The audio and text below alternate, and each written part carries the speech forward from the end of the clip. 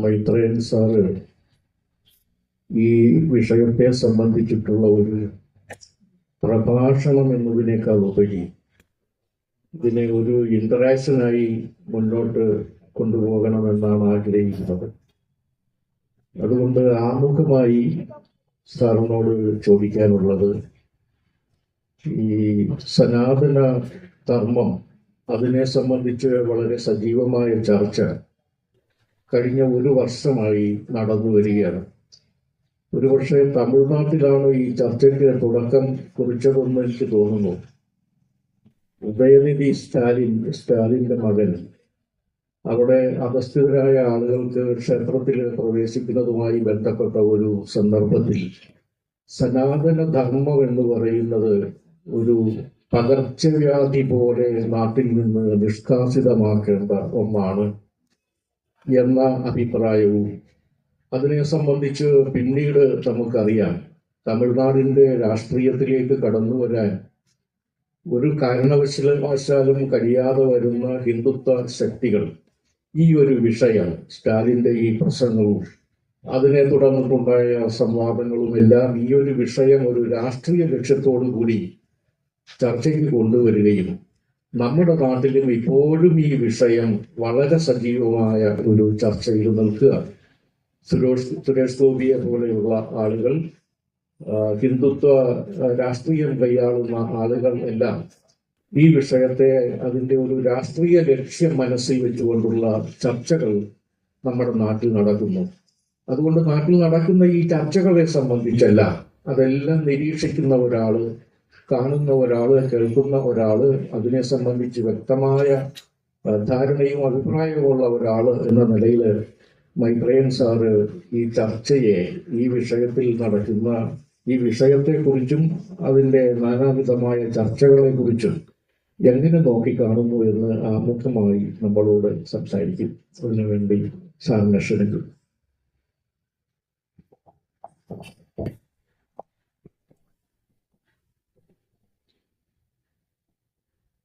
ഞാൻ ഈ പ്രസംഗിക്കത്തില്ലെന്ന് പറയുമ്പോൾ പ്രസംഗിക്കത്തില്ലെന്ന് തന്നെയാണ് അർത്ഥം. സൂത്രശാലിയായിട്ട് നമ്മുടെ കൂട്ടുകാരൻ എന്നെ പ്രസംഗിക്കണം എന്നായി പറഞ്ഞത്. ഈ ഇവിടെ കയറ്റി എന്നെ ഇരുത്തിയിരിക്കുന്നത് എന്നെ ആണ് സനാതന ധർമ്മത്തിന്റെ ശീലം, ഉയരത്തിലിരുത്തുക. അത് ചെയ്തുകൊണ്ടിരിക്കുമ്പോൾ ഞങ്ങൾ സനാതന ധർമ്മികളല്ല എന്നാ വിചാരിക്കുന്നത്. കൂടെ ഇരിക്കുന്നവര് തുല്യരല്ല എന്ന് കാണിക്കാനാണ് ഈ വേദി ഉണ്ടാക്കുന്നത്. ഇതൊക്കെയാണ് നമ്മൾ തിരിച്ചറിയുക. ഹെയറാർക്കിക്കലായ തട്ട് സംസ്കാരത്തിന്റെ ലക്ഷണമാണ് നമ്മൾ ഈ ഉണ്ടാക്കിയിരിക്കുന്ന സ്ഥലങ്ങൾ. അതിനെയാണ് ഈ സനാതന ധർമ്മം എന്ന് യഥാർത്ഥത്തിൽ പറയുന്നത്. ഉച്ച നീചത്വമില്ല, ഇവിടെ നല്ല ഉയരത്തിലല്ലേ ഇരുത്തിയിരിക്കും. കാണാനാണെന്നുള്ളതാണ്. ഇത് പഴയ കാലത്ത് കാണാൻ വേണ്ടി ഇന്നെന്താ ആവശ്യമാണ്? ഇത്രയും വലിയ ഒരു ലൗഡ് സ്പീക്കറും മൈക്രോഫോണും ഒക്കെ കണ്ടുപിടിച്ചിട്ട്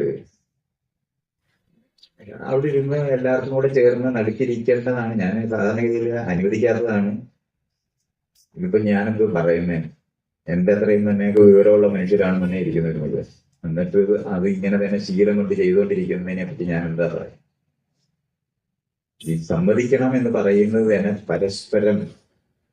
പരസ്പര ബഹുമാനത്തോടെ പെരുമാറാൻ പഠിക്കുന്നതാണ് നമ്മുടെ ജനാധിപത്യ സംസ്കാരം. അതായിരുന്നു പണ്ട് കാലത്ത് ഇല്ലാതിരുന്നത്. അറിവ് മുകളിൽ നിന്ന് താഴോട്ട് പരക്കണം, മൂല്യബോധം, ബഹുമാനം മേപ്പോട്ട് വിടണം എന്നറിയുന്നതും താഴോട്ടുള്ളവരെ കുറ്റത്തോടെ കാണാൻ പഠിപ്പിക്കുന്നതിനാണ് സനാതന ധർമ്മം എന്ന് പറയുന്നത്. അതിന്റെ കെട്ടും മട്ടുമാണ് ഈ കാണുന്നതല്ല. നമ്മൾ ഈ ശീലിച്ചുകൊണ്ടിരിക്കുന്നതൊക്കെ അതല്ലെന്ന് തെറ്റിദ്ധരിക്കരുത്. പ്രായമുള്ളവരെ ബഹുമാനിക്കണം എന്ന് പഠിപ്പിക്കുമ്പോഴും ഇതേ പ്രശ്നം വരും. അപ്പൊ നമുക്ക് ഇങ്ങനെ ഭയങ്കര പ്രശ്നങ്ങൾ തോന്നും. കാരണം മക്കളെ വളർത്തുമ്പോൾ എന്തു ചെയ്യും? ഇതൊരു വലിയ പ്രശ്നമില്ലേ? ഞാനിത് പറയുന്ന ഉടനെ തന്നെ നമുക്ക് വരുന്നതാണ്. അപ്പൊ കുട്ടികളെ എന്തു ചെയ്യും? കുട്ടികളെ നമ്മളെ പോലെ തുല്യരാക്കാൻ വേണ്ടിയാണ് നമ്മൾ അത് പറയുന്നത്. അല്ലാതെ എന്നും കുട്ടികളാക്കി വെക്കാനല്ല. പക്ഷെ നമ്മളെല്ലാം വീടുകളിൽ മുഴുവൻ ചെയ്തുകൊണ്ടിരിക്കുന്നത് ചാകുന്ന കാലം വരെ മക്കളെ വളർത്തിക്കൊണ്ടിരിക്കുന്നവരാണ് അമ്മയച്ചന്മാർ. ഇതാണ് സ്ഥലം. ഇതൊക്കെയാണ് സനാതന ധർമ്മം. അതല്ലാതെ രാഷ്ട്രീയമായി ഇവിടുത്തെ പാവം പിടിച്ച ആൾക്കാരെ പറ്റിച്ച് വോട്ട് മേടിക്കാൻ വേണ്ടി ഇന്ന് BJP-ക്കാർ ചെയ്യുന്ന സാധനം മാത്രമല്ല, നമ്മളെല്ലാവരും വീടുകളിൽ ശീലിച്ചുകൊണ്ടിരിക്കുന്ന സാധനം തന്നെയാണ്. വീട്ടിൽ ജോലിക്ക് വരുന്നവർ കയറി വരാനായിട്ട് പുറകെ കൂടെ വഴി ഇടുന്നവരല്ലേ 90% ആൾക്കാർ. അതാണ് സനാതന ധർമ്മം. നിങ്ങൾ തന്നെ ആലോചിച്ചു, വീട്ടിൽ പണിയെടുക്കാൻ വരുന്നവർ വരാൻ പ്രത്യേക വഴിയും അവർക്ക് വേണ്ടി പ്രത്യേക ശുചിമുറിയും ഒക്കെ ഉണ്ടാക്കിയിരിക്കുന്ന വീട്ടിൽ നിന്ന് ജനിച്ചു വരുന്നവരല്ലേ ഇരിക്കുന്നതിൽ 80% അങ്ങനെ തന്നെയായിരിക്കും. ഇനി ഉണ്ടാക്കുന്ന വീട്ടിനകത്ത് അടുക്കള പുറവശത്ത് ഉണ്ടാക്കുന്നവരല്ലേ എല്ലാവരും. അകത്ത് കയറിപ്പോ എന്ന് പറയാനായിട്ട് സ്ത്രീകൾക്ക് പോകാനായിട്ടൊരു സ്ഥലം വേണ്ടേ? ഇതെല്ലാം ചെയ്യുന്ന ഇതൊക്കെയാണ് സനാതന ധർമ്മം. അതാണ് നമ്മൾ ജീവിച്ചുകൊണ്ടിരിക്കുന്നത്. ഇത് നാട് മുഴുവനുണ്ട്. അതിനകത്തുനിന്ന് മാറി പരസ്പര ബഹുമാനമുള്ള മനുഷ്യരെ സൃഷ്ടിക്കുന്നതിനാണ് നമ്മൾ ജനാധിപത്യ സംസ്കാരം എന്ന് പറയുന്നത്. അവിടെയാണ് നമ്മൾ ലോകത്ത് ഒരു സമയത്തും ഏകത്വം പറഞ്ഞിട്ടുള്ളതല്ലാതെ സമത്വം പറഞ്ഞിട്ടില്ല. പഴയ കാലം സമരെന്ന് പറയുന്നത് ഞാനുമായിട്ട് കുസ്തി പിടിക്കണമെങ്കിൽ പോലും എന്റെ തരക്കാർ എന്നായിരുന്നു പറയും. നമ്മുടെ മഹാഭാരതത്തിനകത്ത് യുദ്ധത്തിനകത്ത് തരക്കാരനല്ലാത്തവനെ എതിർവശത്ത് കൊണ്ടുവന്ന് നിർത്തുമ്പോഴാണ് ദ്രോണർ പണി നിർത്തി കൈവരിച്ച് നിൽക്കുന്നത്. കാരണം തരക്കാരുമായിട്ട് മാത്രമേ യുദ്ധമുള്ളൂ. ലക്ഷക്കണക്കിന് കോടിക്കണക്കിന് പേര് ഉണ്ടെന്നാ പറയുന്നത്. പക്ഷെ പിന്നെ ഈ തരക്കാരെ തിരിച്ചറിഞ്ഞത് എങ്ങനെയാണെന്നൊക്കെ ചോദിക്കരുത്, അത് വേറെ കഥ. അപ്പൊ ഒരു 10-100 പേരുള്ള ഒരു സ്ഥലത്ത് കിടന്ന് യുദ്ധം ചെയ്യുന്നോണ്ടല്ലോ തരക്കാരെയൊക്കെ തിരിച്ചറിയാൻ പറ്റുള്ളൂ.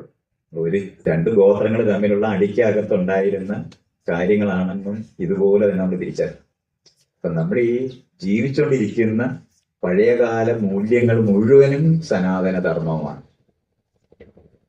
എന്ന് പറഞ്ഞ ഉച്ച നീചത്വമുള്ള സമൂഹത്തിനെ നിർമ്മിച്ചെടുക്കുന്നതിന് വേണ്ടി ഉണ്ടാക്കിയിട്ടുള്ള മൂല്യബോധമാണ്.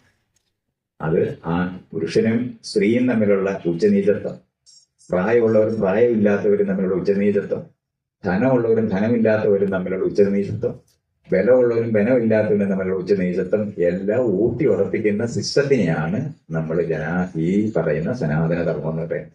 ഇവിടെ നിങ്ങൾ ഈ കാണുന്ന ഓഫീസുകളെല്ലാം ഈ സനാതന ധർമ്മത്തിൽ നിന്നുണ്ടായതാണ്.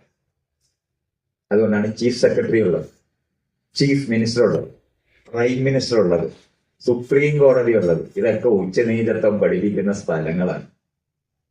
അല്ല, നിങ്ങൾ വിചാരിക്കുന്നത് ജനാധിപത്യമായിട്ട് അതിനൊന്നും ഒരു ബന്ധമില്ല.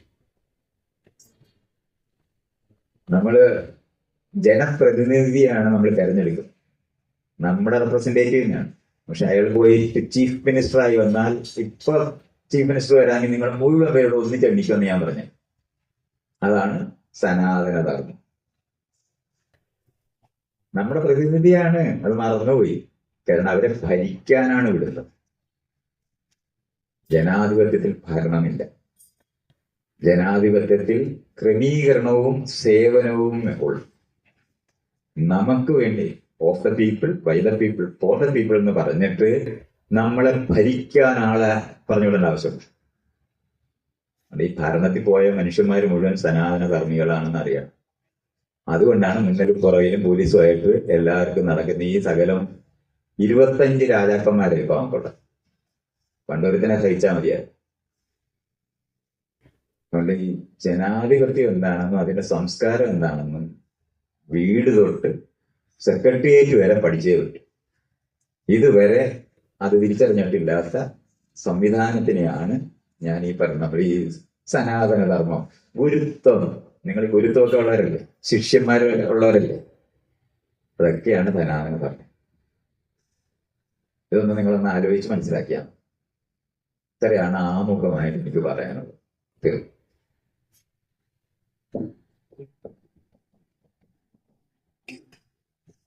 മൈത്രൻ ഇപ്പൊ പറഞ്ഞ സനാതന ധർമ്മം എന്നുള്ളത് നമ്മളുടെ നിത്യജീവിതത്തിൽ നമ്മൾ കാണുന്ന, എന്നാൽ നമ്മൾ തിരിച്ചറിയാത്ത ഒരു കാര്യം കൂടിയാണ്. അപ്പോ ഇപ്പൊ പറഞ്ഞതിന്റെ കൂട്ടത്തിൽ ചേർത്തുകൊണ്ട് തന്നെ ഇതിന്റെ ഒരു പൊളിറ്റിക്കൽ മുഖത്തെ നമ്മളിപ്പോ കണ്ടുകൊണ്ടിരിക്കുകയാണല്ലോ. അത് ഇപ്പൊ ആവശ്യപ്പെടുന്നവര് ഇത്തരത്തിലുള്ള ലളിതമായിട്ടുള്ള ഒരു കാരണത്തിനപ്പുറത്തേക്ക് എങ്ങനെയാണ് സമൂഹത്തെ വേർതിരിച്ച് നിർത്തേണ്ടത് എന്നുള്ള കാരണത്തിൽ, അല്ലെങ്കിൽ എങ്ങനെയാണ് ഈ ഭരിക്കപ്പെടേണ്ടവർ ഇനി മുതൽ ഭരിക്കേണ്ടത് എന്നുള്ളത് കുറെ കൂടെ എങ്ങനെ പഴയ കാലത്തിലേക്ക് പോകാം എന്നുള്ള രീതിയിലാണ് അവരുടെ ആലോചനകളും കാര്യങ്ങളും വരുന്നത്. എന്നാണ് കേട്ടതിൽ നമുക്ക് മനസ്സിലാവുന്നത്. അപ്പൊ ആ ഒരു രീതിയിൽ കണ്ടു കഴിഞ്ഞാൽ അതിൻ്റെ ഒരു എന്താ കക്ഷി രാഷ്ട്രീയം എന്നുള്ളൊരു സാധനമോ അല്ലെങ്കിൽ ഭരണം എന്നുള്ളൊരു കാര്യമോ എടുത്തു കഴിഞ്ഞാൽ എങ്ങനെയാണ് അതിനെ നോക്കി കാണാൻ പറ്റുക? അതിന്റെ ഒരു ഒരു കാഴ്ചയിൽ നമ്മൾ കാണുമ്പോൾ അതിന്റെ ഒരു സ്ക്രീനിലേക്ക് നമ്മൾ ഇതിനെ എടുത്തു വെച്ച് കഴിഞ്ഞാൽ, സനാതന ധർമ്മത്തെ എടുത്തു വെച്ച് കഴിഞ്ഞാൽ അത് എത്രത്തോളം അപകടകരമാണ്, അതിനെ ഏത് രീതിയിലാണ് നമുക്ക് വീക്ഷിക്കാൻ പറ്റുക എന്നുള്ളൊരു കാര്യം കൂടെ പറഞ്ഞു. ഈ സ്വാതന്ത്ര്യ സമരം കഴിഞ്ഞപ്പോ അതിൻ്റെയോടൊപ്പം ഉണ്ട് ഒരു ഭരണഘടന ഉണ്ടായി എന്നുള്ള ഒരു കുഴപ്പവും നമുക്ക് പറ്റിയിട്ടുണ്ട്. അപ്പൊ ഈ ഭരണഘടനയ്ക്കകത്ത് ഈ തുല്യത എഴുതി വെച്ച് സമത്വം, സ്വാതന്ത്ര്യം, സ്വാതന്ത്ര്യം എന്ന് പറയുന്ന അടിസ്ഥാനത്തിൽ ആളുകൾ തുല്യരാണെന്ന് പറയുന്ന നിയമത്തിന്റെ മുമ്പിൽ തുല്യരാണ്. രാഷ്ട്രീയ അധികാരം എന്ന് പറയുന്നത് രാജാവിൽ കേന്ദ്രീകൃതമായിരുന്ന രാഷ്ട്രീയ അധികാരം ഒരാൾക്കൊരു വോട്ടാക്കി മാറ്റി അവരുടെ പ്രതിനിധിയെ ഉപയോഗിച്ച് കാര്യങ്ങൾ നടത്തിക്കൊണ്ടുപോകാം എന്ന് വിചാരിക്കുന്ന തരത്തിലാണ് ഭരണഘടന എഴുതപ്പെട്ടത്. പക്ഷെ വേറൊന്നും സംഭവിച്ചിട്ടില്ല. ഇവിടെ ഉള്ള നിന്നിരുന്ന സകല ഇൻസ്റ്റിറ്റ്യൂഷൻസ് രാജാക്കന്മാർ ഭരിക്കാൻ വേണ്ടി ഉണ്ടാക്കിയിട്ടുള്ളത് അതെടുത്ത് നമുക്ക് അങ്ങനെ അപ്പടി ഉപയോഗിക്കാൻ പറ്റത്തില്ല എന്ന് നമ്മൾ അറിയേണ്ടതുണ്ട്. അത് ഇതുവരെ നമുക്ക് അറിഞ്ഞുകൂടാ. ഇത് എനിക്കറിയാമായിരുന്നു, ഞാൻ രാഷ്ട്രീയമായിട്ട് നടന്നിരുന്ന സമയത്ത് അറിയാമായിരുന്നു എന്ന് ചോദിച്ചാൽ ഇല്ല. ഇതിനെപ്പറ്റി പഠിക്കുമ്പോഴാണ് മനസ്സിലായത് യഥാർത്ഥത്തിൽ ചെയ്യേണ്ട കാര്യങ്ങൾ നമ്മൾ തുടങ്ങിയിട്ട് പോലുമില്ല. തുടങ്ങിയിട്ടില്ലെന്ന് പറഞ്ഞുകൂടാ. നമ്മളൊരു പഞ്ചായത്ത് ഉണ്ടാക്കാൻ ശ്രമിച്ചിട്ടുണ്ട്. വടക്കേ ഇന്ത്യയിൽ പണ്ടേ ഹാപ്പ് പഞ്ചായത്തുണ്ട്. 2000 വർഷം മുമ്പ് തൊട്ട് ജാതി അനുസരിച്ചിട്ട് അവര് ഗ്രാമമുഖ്യനും ചുറ്റുപാടും ആൾക്കാരിരുന്ന ഗ്രാമസഭ എന്ന് പറയുന്ന ജാതി സമ്പ്രദായത്തിൽ അടിസ്ഥാനപ്പെടുത്തി ഉണ്ടാക്കിയ സാധനമാണ്. അതിന്റെ തരത്തിലുള്ള ഘടനയല്ലാതെ പുതിയൊരു പഞ്ചായത്ത് ഉണ്ടാക്കാൻ ശ്രമിച്ചിട്ടുണ്ട് എന്ന് നമുക്ക് കാണാം. ഇത്തരത്തിലെ പഞ്ചായത്ത് എന്ന് വിളിക്കപ്പെടുന്നുണ്ട്. പക്ഷെ 2 ഘട്ടമായിട്ട് പിന്നീട് വന്ന 2 പഞ്ചായത്തുകാർ എന്ത് ചെയ്യുന്നു എന്ന് ചോദിച്ചാൽ ആർക്കും പറഞ്ഞു. ഒന്നും സംഭവിച്ചിട്ടില്ല. ഈ ഘടന നിലനിർത്തിക്കും. സെക്രട്ടേറിയറ്റ് എന്ന് പറയുന്നത് രാജാവ് ഇരിക്കാൻ വേണ്ടി ഉണ്ടാക്കിയ മുറിയാണ്. വലിയ മേശ, വലിയ കസേര, വലിയ വാതില്, ഇതെല്ലാം ഉണ്ടാക്കിയിരിക്കുന്നത് എന്തിനാന്ന് വെച്ചാൽ നമ്മൾ ചെല്ലുമ്പോൾ ചെറുതാണെന്ന് തോന്നണം. അവിടെ കയറി നമ്മൾ ആരെങ്കിലും ഇരുന്നാൽ, ഇപ്പൊ ഞാൻ ഇവിടെ കയറി ഇരുന്ന് നിങ്ങളുടെ മണ്ടയിലോട്ട് നിങ്ങൾക്ക് ലൗഡ് സ്പീക്കർ ഇല്ലല്ലോ, ഇങ്ങോട്ട് മിണ്ടാൻ നോക്കില്ലല്ലോ. ആ നിലവാരത്തിലുള്ള ഒരു സിസ്റ്റം ഉണ്ടാക്കിയതിന് ശേഷം നമുക്ക് ഇടപെടാൻ പറ്റത്തില്ല. ഇതാണ് സംഭവിക്കുന്നത്. ഇപ്പൊ ഞാനൊക്കെ നിങ്ങളെപ്പോലെ തന്നെ രാഷ്ട്രീയ സാമൂഹിക പ്രവർത്തനം ഞാൻ നേരിട്ട് ചെയ്തിരുന്ന ഒരു സമയത്ത് നമ്മൾ ആരോ വിചാരിച്ചിരുന്നെന്ന് പറഞ്ഞാൽ കറപ്ഷൻ ഇല്ല എന്ന് പറഞ്ഞാൽ അങ്ങനെ സംശുദ്ധ ഭരണം, അങ്ങനെ ഒരു ഭരണം ലോകത്തില്ല. നല്ല രാജാവുണ്ടെന്ന് വിചാരിക്കുന്ന പോലെ രാജത്വമാണ് തെറ്റ്. നല്ല രാജാവും ചീത്ത രാജാവും ലോകത്തില്ല. അപ്പൊ ഇതുപോലെ അറിയേണ്ടതാണ്. ഭരണമല്ല നമ്മൾ ആവശ്യപ്പെടുന്നത്, സേവനമാണ്, ക്രമീകരണമാണ് എന്ന് തിരിച്ചറിയുമ്പോഴാണ് ഈ സിസ്റ്റം മുഴുവൻ അഴിക്കേണ്ടതെന്ന് നമ്മൾ അറിയേണ്ടത്. ഇതൊരു 75 വർഷമായിട്ട് നമ്മൾ ചെയ്തിട്ടില്ല. അപ്പൊ ഇങ്ങനെ ചെയ്യാതിരിക്കുന്ന സ്ഥലത്ത് ഇലക്ഷന് നിൽക്കുമ്പോൾ ഒരു വോട്ട് അധികം വേണം, നില ചെയ്യരുത്. അപ്പൊ സ്വാതന്ത്ര്യ സമരമൊക്കെ കഴിഞ്ഞ് ഭരണഘടന വന്ന് ഇലക്ഷന് നിൽക്കുമ്പോൾ ഒരു വോട്ടിനധികം ജയിക്കണ്ടേ? അത് എങ്ങനെങ്കിലും ഒരു വോട്ട് ജയിക്കണമെന്ന് കണ്ടുപിടിച്ചപ്പോഴാണ് ആർക്കാണ് എന്തിനാണ് വോട്ട് ചെയ്യുന്ന തിരിച്ചറിവില്ലാത്ത ആൾക്കാരെ നിലനിർത്തുന്നതാണ് ജയിക്കാൻ എളുപ്പമെന്ന് എല്ലാവരും കണ്ടുപിടിച്ചു. അത്രയും സംഭവിച്ചിട്ടുള്ളൂ. അപ്പൊ ആദ്യകാലത്ത് സ്വാതന്ത്ര്യ സമരം കഴിഞ്ഞ് വന്നപ്പോൾ നല്ല മൂച്ചോടെ നിൽക്കുന്ന ആൾക്കാരെല്ലാം അറിയപ്പെടുന്ന, പിന്നെ സമരമൊക്കെ ചെയ്തിട്ട് അറിയപ്പെട്ടവരായിരിക്കുന്ന കാരണം കൊണ്ട് അവരെയൊക്കെ ആൾക്കാർ വോട്ട് കൊടുത്തിരിക്കുക. പക്ഷെ പിന്നെ ഒന്നും സംഭവിച്ചിട്ടില്ല. എല്ലാ വീട്ടിനകത്തും ഈ മേലുകീഴ് വിദ്യയാണ് പഠിപ്പിച്ചുകൊണ്ടിരിക്കുന്നത്. എല്ലാ ക്ലാസ് റൂമിലും മുൻവശത്ത് ഉയർന്ന ജാതിക്കാരിയിരിക്കുകയും പുറവശത്ത് താഴ്ന്ന ജാതിക്കാരിയിരിക്കുന്ന ക്ലാസ് റൂമാണ് ഉണ്ടായത്. മുൻവശത്തിരിക്കുന്നവർ പഠിക്കുന്നവരെന്നാണ്. അയ്യോ, മറ്റുള്ളവർ പുറകെ ഇരിക്കുന്നവർക്ക് പഠിക്കാൻ അറിഞ്ഞിടാത്തവരാണെന്നാണ്. ഇങ്ങനെയാണ് ഇതൊക്കെ പറയുന്നത്. ഉച്ചനീചത്വമുള്ള ജാതിക്ക് വേണ്ടി ഇട്ട ക്ലാസ് റൂമാണത്. ഇതൊന്നും നമ്മൾ തൊട്ടിട്ടില്ല. അതങ്ങനെ തന്നെ നടത്തിക്കൊണ്ടിരിക്കുന്ന സംവിധാനങ്ങളിനകത്തൂടെ നമ്മൾ ആകെ വിചാരിച്ചെന്ന് പറഞ്ഞാൽ ഈ കൈക്കൂലി മേടിക്കാത്ത ഒരു രാഷ്ട്രീയക്കാരനെ ഉണ്ടാക്കിയെടുത്താൽ രക്ഷപ്പെട്ടു. ഒരു രക്ഷയില്ല. സിസ്റ്റം അവിടെ അങ്ങനെ തന്നെയാണ് നിന്നിരുന്നത്. ഞാൻ വെറുതെ നിങ്ങളൊന്ന് ചോദിക്കുക, ഇന്ത്യക്ക് സ്വാതന്ത്ര്യം കിട്ടി 1947 ആഗസ്റ്റ് 16 ഏതെങ്കിലും വില്ലേജ് ഓഫീസിൽ ഇരിക്കുന്ന വില്ലേജ് ഓഫീസർക്ക് ഈ മുന്നേ വന്നിരിക്കുന്ന ആള് പ്രജയല്ല പൗരനാണെന്ന് തോന്നിയിട്ടുണ്ടാവുമോ? പോട്ടെ, ആ വന്ന ആളിനറിയാവോ ഞാൻ പ്രജയല്ല പൗരനാണെന്ന്? സംഭവിച്ചിട്ടില്ല, ഇതുവരെ സംഭവിച്ചിട്ടില്ല. ഏതെങ്കിലും കോടതി ഇരുന്ന ജഡ്ജിക്ക് അറിയാവോ ഇന്ത്യക്ക് സ്വാതന്ത്ര്യം കിട്ടിയാൽ? അവരിതുവരെ അറിഞ്ഞിട്ടേ. അവരിപ്പോഴും കൈ ഇങ്ങനെ നോക്കി കോട്ടിടാനായിട്ട് മുൻവശത്ത് നിൽക്കുന്ന മുഴുവൻ പ്രോട്ടോകോളെന്നാണ് പറയുന്നത്. നിങ്ങൾ നോക്കൂ, MLA ആണോ മേയറാണോ മുന്നിലിരിക്കുന്നത്? ഇവിടെ ഈ കസേര ഇപ്പൊ ഇടി ഉണ്ടായനെ അവന്മാരാരെങ്കിലും വരുവാണെങ്കിൽ എവിടെ ഇരിക്കണമെന്ന് അറിഞ്ഞൂടാ. കാരണം ഒരുപോലത്തെ കസേരയാണ്, അതിലെ തോർത്തിട്ടിട്ടില്ല. ഇപ്പൊ ഇടതുപക്ഷ രാഷ്ട്രീയക്കാരാണെങ്കിൽ എന്ത് പറ്റും? ഇതുപോലത്തെ കസേര ഇട്ടിട്ട് ഒരു തോർത്താണ് സ്പെഷ്യലാക്കും. വിടത്തില്ല. സനകാലങ്ങൾ നമ്മളാരും വിടത്തില്ല.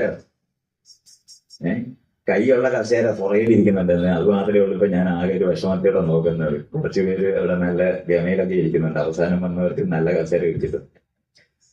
അപ്പൊ ഇതുപോലുള്ള ഈ മെക്കാനിസങ്ങൾ മുഴുവനും ഈ ആധിപത്യം ഉണ്ടാക്കിയെടുക്കുന്നതിന് വേണ്ടി ഉണ്ടായതാണ്. അപ്പൊ ഇപ്പോ ജനങ്ങൾ എവിടെ നിൽക്കുന്നു, അവരുടെ അനുസരിച്ചിട്ടുള്ള ആളെ നിർത്തിയാൽ എന്ന് പറഞ്ഞാൽ നമ്മുടെ ആളുകളെ നിർത്തിയാൽ ജയിക്കത്തുള്ളെന്ന് കണ്ടുപിടിച്ച രാഷ്ട്രീയ പാർട്ടിക്കാരുടെ ലോകത്താണ് നമ്മളെല്ലാം നിൽക്കുന്നേ. അല്ലാതെ അവരാരെങ്കിലും പ്രത്യേകിച്ച് തെറ്റൊന്നും ചെയ്യുന്നില്ല. എന്നെ ഒന്ന് നിർത്തി നോക്ക്. നിങ്ങൾ ഈ കേരളത്തിനകത്ത് 340 കോൺസ്റ്റിറ്റ്യുവൻസി ഉണ്ടല്ലോ, എത്ര വോട്ട് കിട്ടുമെന്ന് നിങ്ങൾ വിചാരിക്കും? ഒരു 500 വോട്ട് 1000 വോട്ട് എനിക്ക് കിട്ടും. ജയിക്കണമെന്ന് വിചാരിച്ചാൽ നടക്കത്തില്ല. അത് നോക്കണം. ഈ പറയുന്ന മുഴുവൻ നോക്കേണ്ടി വരും. ഏത് മതക്കാരനും ഏത് ജാതിക്കാരനാണെന്ന് പറയുന്ന തരത്തിൽ എൻ ബ്ലോക്ക് വോട്ട് മേടിക്കുന്ന സ്ഥലത്ത് പോയി നിൽക്കാൻ നിങ്ങൾക്ക് ബാധ്യത വരും. ഈ ബാധ്യത വന്നിട്ടാണ് ഇന്നിപ്പോ നമ്മൾ പറയും ഇവര് ജാതിയും മതവും നോക്കിയാണ് ആളെ നിർത്തുന്നതെന്ന്. അല്ലാതെ നിർത്തിയെന്ന് ജയിപ്പിച്ചെന്ന് കാണിച്ചു തന്നാൽ മതി, കേസില്ല. എന്തുകൊണ്ടാണ് അത് സംഭവിക്കുന്നത്? ഈ ഒരു വീട്ടിനകത്ത് ആരും ഇടപെട്ടിട്ടില്ല, ഒരു സ്കൂളിനകത്തും ആരും ഇടപെട്ടിട്ടില്ല, ഒരു സിസ്റ്റത്തിനകത്തും നമ്മൾ ഇടപെട്ടിട്ടില്ല. നമ്മൾ ഈ പഴയ പ്രജകളായി തന്നെ തുടരുകയാണ്. പ്രജകളുടെ റെപ്രസെന്റേറ്റീവ്സ് ആണ് ഉണ്ടാകുന്നത്. ഇതുകൊണ്ടാണ് ഈ മന്ത്രി വരുമ്പോൾ എണ്ണിക്കുന്നവരായിട്ട് ഇരിക്കുന്നത്. നമ്മുടെ പ്രതിനിധിയാണ്. ഇന്നലെ വന്ന് വോട്ട് കൊടുത്ത് നമ്മളെ ജയിപ്പിച്ച് നമ്മുടെ ഇടയിൽ നിന്ന് വിട്ട ആളാണ് ഈ വരുന്നതെന്നെങ്കിലും ഓർക്കണ്ടേ? ഈ പൗരബോധം ഉണ്ടാകുക എന്ന് പറയുന്നതാണ് ഇത് സംഭവിച്ചിട്ടില്ലാത്തത്. പക്ഷേ അത് ഉപയോഗിക്കാൻ പഠിച്ച കഴിഞ്ഞ 75 വർഷമായിട്ട് ഇത് ഏറ്റവും നന്നായി ഉപയോഗിക്കാൻ പഠിച്ചവരാണ് ഇന്ന് ഇവർ രാജ്യം ഭരിക്കുന്നത്. അല്ലാതെ അവരും പ്രത്യേകിച്ചൊന്നും ചെയ്യുന്നൊന്നുമില്ല. അവർ ഈ സനാതന മൂല്യം എന്ന് പറഞ്ഞാൽ വോട്ട് കൂടുതൽ കിട്ടുമെന്ന് അറിയുന്നതുകൊണ്ടാണ് സനാതന. അതിന് ഇടതുപക്ഷം എന്ന് പറയുന്നവരും സൂക്ഷിച്ച് കണ്ട് ജനാധിപത്യത്തിനകത്ത് ഇത് സൂക്ഷിച്ച് കണ്ട് നിലനിർത്തുന്നവര് തന്നെയായിട്ട് മാറിക്കഴിഞ്ഞിട്ടുണ്ട്. നോക്കിയാൽ മതി. ഞാനിങ്ങനെ അവര് മഹാമോശമാണെന്നൊക്കെ പറയാനൊന്നും എനിക്കറിയാം. അങ്ങനെയല്ലെന്ന് ഇലക്ഷൻ ജയിക്കണം എന്നുള്ള ആഗ്രഹം എല്ലാവർക്കും ഉള്ളു. അല്ലാതെ മോദി എന്താ സനാതന ധർമ്മവാദിയാണോ? അത് അമ്പലത്തിൽ പോലും കള്ളനായിരിക്കും. ഒരിക്കൽ പോലും ഒരു വിശ്വാസിയും ഒരു പൂജാരി ആയിരിക്കുന്നവർക്ക് അറിഞ്ഞൂടെ ഒരു കാര്യം നടക്കത്തില്ല ഈ കല്ലിനോട് പറഞ്ഞാലെന്ന് അറിയാത്ത. അതുകൊണ്ടാണ് എല്ലാവരും ഈ താലിമാലയൊക്കെ അതിനകത്ത് ഇടുന്നതൊക്കെ പൊട്ടിച്ചോണ്ട് പോകത്തില്ലേ? അവര് പേടിയുണ്ടെങ്കിൽ അവരാരെങ്കിലും പൊട്ടിക്കുവോ? ഗുരുവായൂർ എത്ര തവണ അവിടുത്തെ മാലയെല്ലാം പൊട്ടിച്ചിട്ടുണ്ട്. വെറുതെ നോക്കിയാൽ പോരെ. അപ്പൊ അവർക്കറിയാം ഒരു കാര്യമില്ലാത്ത സംഭവമാണ്. പക്ഷെ ആളുകളെ അവിടെ നിർത്താൻ അത് ഉപയോഗിക്കാൻ പറ്റുമെന്ന് എല്ലാവരും പഠിച്ച്. രാഷ്ട്രീയക്കാര് ഇലക്ഷനിൽ നിന്നപ്പോ മനസ്സിലായി ഈ ആളുകളെ അങ്ങനെ നിലനിർത്തുന്നതാണ് നല്ലതെന്ന്. അപ്പൊ ഈ പുതിയ സംഭവം എന്ന് പറയുന്നത് ആളുകൾ എവിടെയാണോ അവിടെ നിർത്തുന്നവരെ നിർത്തിയാൽ എളുപ്പം ജയിക്കാമെന്ന് കണ്ടുപിടിച്ചതാണ്. ഇപ്പൊ ഞാൻ ഇലക്ഷന് നിൽക്കുകയാണെന്ന് വെച്ചു 140 സ്ഥലത്ത് പോയി നിന്നാൽ ഞാൻ നേരത്തെ പറഞ്ഞില്ല 500-1000 വോട്ട് കിട്ടി തോറ്റു. അത് 15 തവണ നിന്നിട്ട് 15 തവണയും തോറ്റെന്ന് കാണിക്കാനായിട്ട് വേണമെങ്കിൽ നിൽക്കാം. ജയിക്കണം നിങ്ങൾ ആലോചിച്ചാൽ നിങ്ങൾ എല്ലാവരും ഈ കാണിക്കുന്ന മുഴുവൻ ചെയ്യും. അപ്പൊ അത് മാറ്റണമെന്നുണ്ടെങ്കിൽ നമ്മൾ ചെയ്യേണ്ട പണി വേറെയല്ല. അത് ക്ലാസ് റൂമിനകത്ത് ഒന്ന് വീട്ടിലോട്ട് വിടുന്ന കുട്ടികളെ ഉണ്ടാക്കാനായിട്ട് നമ്മൾ പോകേണ്ടതുണ്ടായിരുന്നു. അതൊന്നും നമ്മൾ ഇതുവരെ തുടങ്ങിയിട്ടില്ല. അവിടെ എല്ലാം ഇന്നും ഉണ്ടാക്കിയിരിക്കുന്ന ക്ലാസ് റൂം എന്ന് പറയുന്നത് ബ്രിട്ടീഷുകാരുടെ മുമ്പേ ബ്രിട്ടീഷുകാരുടെ കൂടെ ഭരിക്കാൻ കയറാൻ ഇവിടുത്തെ ജാതി മത സംഘടനകൾ ഉണ്ടാക്കിയ ക്ലാസ് റൂമിനകത്താണ് നമ്മളെല്ലാവരും ഇപ്പോഴും ഇരിക്കുന്നത്. കുറച്ച് പബ്ലിക് സ്കൂളുകൾ ഉണ്ടായി പോയത് മാത്രമാണ് അവിടെ തന്നെയാണ് ഈ പറയുന്ന ഹെറാർക്കി എല്ലാം നിലനിർത്തിക്കൊണ്ട് തന്നെയാണ്. ഹെഡ് മാസ്റ്റർ തൊട്ട് താഴോട്ട് ഭയങ്കരമാണ്. PTA എന്ന് പറഞ്ഞൊരു സംഭവമില്ലേ, അതിനകത്ത് എന്താ സ്റ്റുഡൻസ് ഇല്ലാത്ത? നിങ്ങൾ എപ്പോഴെങ്കിലും ആലോചിച്ചിട്ടുണ്ടോ? നിങ്ങൾ വർക്കേഴ്സ് യൂണിറ്റി എന്ന് പറഞ്ഞിട്ട് ഒരു സാധനം ഉണ്ടാക്കി അതിനകത്ത് വർക്കർമാരില്ലാതിരുന്ന നിങ്ങൾ സമ്മതിക്കുവോ? വെറുതെ ഒന്ന് ആലോചിക്കുക, എന്തുകൊണ്ടാണ് സ്റ്റുഡൻസ് ഇല്ലാത്തത്? ഇതൊക്കെ നമ്മൾ മനസ്സിലാക്കണം. പേരന്റ് ടീച്ചേഴ്സ് അസോസിയേഷൻ എന്ന് പറയുന്നത് ഇത്രയും ഭീകര പ്രവർത്തനം ചെയ്യുന്ന മറ്റൊരു സ്ഥാപനമില്ല. ഈ ക്ലാസ് റൂമിനകത്ത് ഈ കുട്ടികളെ മുഴുവനും അടിമത്തം പഠിപ്പിച്ച് പുറത്തോട്ട് വിട്ടുകൊണ്ടിരിക്കുകയാണ് ഈ 75 വർഷമായിട്ട് നമ്മൾ ചെയ്തുകൊണ്ടിരിക്കുന്നത്. പിന്നെ എങ്ങനെ പൗരന്മാരുണ്ടാവുന്ന പറയുന്നത്? നമ്മൾ വെറുതെ നോക്കിയാൽ മതി. നമ്മൾ തുടങ്ങിയിട്ടില്ല പൗരനിർമ്മാണം. അത് ചെയ്യാതെ താനെ ആളുകൾക്ക് വിവരം വന്ന് ഞാൻ ഇയാളോട് ഇങ്ങോട്ട് വരുന്ന വഴിക്ക് ചോദിച്ചായിരുന്നു, ഈ റോഡിന്റെ സൈൻ എല്ലാം അറിയാവുന്ന ഡ്രൈവറാണോ എന്ന്. എനിക്കറിയാതെ അറിയില്ല എന്ന് എനിക്ക് നന്നായിട്ട് അറിയാം. കാരണം ഇഷ്ടം പോലെ അവിടെ വരച്ചു വയ്ക്കത്തില്ലേ? നിങ്ങൾക്ക് ആർക്കെങ്കിലും അറിയാം? വണ്ടി ഓടിക്കുന്ന ആൾക്കാരെ നിങ്ങളെല്ലാവരും ഇത് പഠിപ്പിക്കാതെ പഠിക്കത്തില്ല. വേറെ രാജ്യത്തുള്ളവർ വരച്ചതാണ് ആ വരയൊക്കെ. നമ്മൾ അതുപോലെ ചെയ്ത് വരച്ചു വയ്ക്കുന്നു എന്നുള്ളതല്ലാതെ ഇതുവരെ രാത്രിയിൽ ഓടിക്കാൻ പഠിപ്പിക്കുന്ന ഒരു ഡ്രൈവിംഗ് സ്കൂൾ ഉണ്ടായിരുന്നു. ആരെങ്കിലും പഠിപ്പിച്ചിട്ടുണ്ടോ? ലൈറ്റ് എപ്പോഴാണ് ഡിം ചെയ്യേണ്ടത്, എപ്പോഴാണ് ബ്രൈറ്റ് ആക്കേണ്ടത്, ഇതൊന്നുമില്ല. സ്റ്റിയറിംഗ് ബാലൻസ് എന്ന് പറയുന്നതും അല്ലെങ്കിൽ ഹാൻഡിൽ ബാലൻസ് എന്ന് പറയുന്നതും ഉണ്ടായി കഴിഞ്ഞാൽ ഡ്രൈവിംഗ് പഠിക്കുന്ന വിചാരം. ഇതൊന്നും അല്ല. അപ്പുറത്തിരിക്കുന്നവരോട് ബഹുമാനപൂർവ്വം വണ്ടി ഓടിക്കാൻ പഠിക്കേണ്ടതുണ്ട്. പരസ്പര ബഹുമാനത്തോടെ വണ്ടി ഓടിക്കാൻ പഠിക്കേണ്ടതുണ്ട്. പൗരബോധം എന്ന് പറയുന്നത് ഈ പരസ്പരം എന്ന് പറയുന്നതിന്റെ മുന്നേ വയ്ക്കുന്നതാണ്. അപ്പോഴാണ് പരസ്പര ബഹുമാനം. അല്ല മേപ്പോട്ട് ബഹുമാനിക്കുകയും താഴോട്ട് പുച്ഛത്തോടെ കാണുന്ന യുക്തികളിൽ ലോകത്ത് ജീവിക്കുന്നിടത്തല്ല. അപ്പൊ അതുകൊണ്ട് രാഷ്ട്രീയമായി ഇപ്പൊ അടിയന്തര പ്രശ്നം ഉണ്ടായിട്ടൊന്നുമില്ല. ഇവിടെ ഉള്ളതിനെ ഏറ്റവും നന്നായിട്ട് ഉപയോഗിക്കാൻ പഠിച്ചവർ വന്നിരിക്കുന്നു എന്നുള്ളത് മാത്രമേ ഉള്ളൂ. അല്ലാതെ BJP-ക്കാരുണ്ടാക്കുന്നതല്ല സനാതന ധർമ്മം. ഇവിടെ നാട്ടുകാർ ദിവസവും ജീവിച്ചുകൊണ്ടിരിക്കുന്നതാണ്. ഇത് നമ്മൾ അറിയണം. നമ്മൾ എല്ലാവരും അങ്ങനെ തന്നെയാണ്. വീടിനകത്ത് ജനാധിപത്യപരമായിട്ടുള്ള ഒരു വീട് സ്വന്തം. ഇയാളോട് വരുന്ന സമയത്ത് പറഞ്ഞു, ഞാൻ ഒരു കല്യാണക്കുറി അമ്മയും അച്ഛനും കൂടെ അടിച്ചു വിടുന്ന കല്യാണക്കുറി അല്ലാതെ ഞാൻ കാണാറേ ഇല്ല. ഞങ്ങളുടെ മക്കളുടെ കല്യാണം നടത്തുന്നവരാണ് മുഴുവൻ പേരും. ജനാധിപത്യ പൗരന്മാര് ഞങ്ങൾ വിവാഹിതരാകുന്നു, നിങ്ങൾ വരണം എന്ന് പറയുന്ന ഒരു കല്യാണക്കുറി കണ്ടാൽ മതി, ഞാൻ അന്ന് ഈ സുല്ലിടും. ഓക്കെ, ഇതൊരിപ്പോ ഈയിടയ്ക്ക് ഒരെണ്ണം കണ്ട് എന്റെ വിവാഹമാണെന്നാണ് എഴുതിയിരിക്കുന്നത്. അത് ആദ്യമായിട്ടാണ് അത് അങ്ങനെയാണ്. അപ്പോഴും ഞങ്ങളുടേതെന്ന് പറഞ്ഞിട്ടില്ല. കാരണം അവരും അപ്പോഴും ജനാധിപത്യം പഠിക്കുന്നില്ല. ഇതൊക്കെ നമ്മൾ മനസ്സിലാക്കേണ്ടത്. നമ്മൾ ഈ ജീവിച്ചുകൊണ്ടിരിക്കുന്നത് തന്നെയാണ് ഹെറാർക്കിക്കലായ മൂല്യബോധമാണത്. ഇതാണ് ഈ അഴിച്ചു പണിയണമെന്ന് പറയുന്നത്. അത് നമ്മുടെ നമ്മൾ പുതിയതായി ഒരു വീട് വെക്കുമ്പോൾ അടുക്കള മുൻവശത്ത് വരണമെന്നെങ്കിലും പഠിക്കണം. മിനിമം അടുക്കള ഇപ്പൊ നമ്മൾ എങ്ങനെ ചിന്തിച്ചിരുന്നെന്ന് അറിയാൻ വേണ്ടി ചരിത്ര പുസ്തകമായിട്ട് വായിക്കാം. വേറൊരു അർത്ഥം അതിനകത്തില്ല, ഒരു മൂല്യവും അതിനകത്തില്ല. ജനവിരുദ്ധമായിട്ടുള്ള ലോകത്തിന് അനീതിപൂർണം കാണാൻ പഠിപ്പിക്കുന്ന വിശ്വാസങ്ങളാണ് നിങ്ങൾ എല്ലാവരും പ്രാക്ടീസ് ചെയ്യുന്നത്. അത് നമ്മൾ അറിഞ്ഞോ അറിയാതെയോ ജീവിച്ചുകൊണ്ടിരിക്കുന്നവർ തന്നെയാണ്. അടിച്ചു പണിയേണ്ടതുണ്ട്. വീട് സഹിതം ആന്തരികമായ ലോകം സഹിതം മാറ്റണം.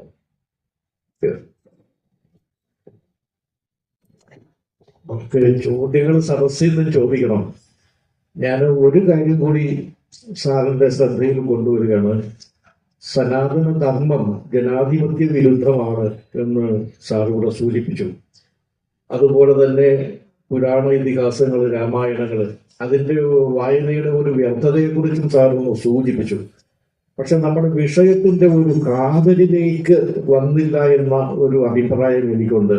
നമ്മൾ ഈ ജാത്യാചാരത്തിലേക്കും അതുപോലെ ചാതുർവർണ്ണ്യ വ്യവസ്ഥയിലേക്ക് തിരിച്ചു പോകുന്നതിനുള്ള ഒരു ചുവടുവയ്പ്പാണ് സനാതന ധർമ്മത്തെക്കുറിച്ച് ഇന്ന് നടക്കുന്ന ചർച്ചകൾ എന്ന കാര്യത്തിൽ ഒരു സംശയമില്ല.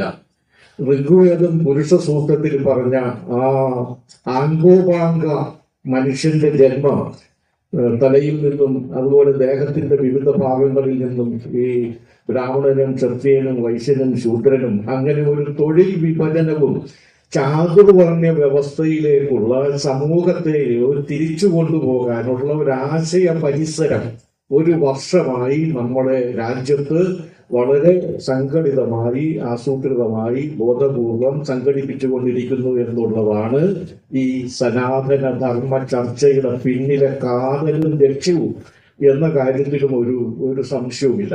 അപ്പൊ അങ്ങനെയുള്ള ഒരു ആശയ പരിസരത്തിന്റെ അപകടം തിരിച്ചറിഞ്ഞ് അതിനെ പ്രതിരോധിക്കേണ്ട ഒരു കാലഘട്ടം കൂടിയാണ് എന്നുള്ളതാണ്. ആ ഒരു വിഷയത്തിലേക്ക് സാറിന്റെ ഒരു അഭിപ്രായവും നിഗമനവും എന്താണെന്ന് അറിയാൻ താല്പര്യമുണ്ട്. ആ ഒരു ലക്ഷ്യമാണ് ഇന്ന് ഞാൻ നേരത്തെ സൂചിപ്പിച്ച സുരേഷ് ഗോപി അടക്കമുള്ള ആളുകളുടെ ബ്രാഹ്മണനായി ജനിക്കണമെന്ന്, അങ്ങനെ ഒരു ബ്രാഹ്മണിക്കൽ ഹെഗുമണി ഈ ചാതുർവർണ്ണ വ്യവസ്ഥയിൽ എന്നോ ഇല്ലാണ്ടായി പോയ ആ ഒരു പൗരാണികമായ പ്രാചീനമായ ഒരു സംസ്കാര പരിസരത്തേക്ക് മനുഷ്യനെ ആട്ടിക്കൊണ്ടു പോകാനുള്ള ഒരു ഗൂഢലക്ഷ്യമാണോ ഇതിന്റെ പിന്നിൽ? അല്ലെങ്കിൽ ഒരു അനവസരത്തിലുള്ള ചർച്ചയാണ് ഈ നടക്കുന്നതെല്ലാം.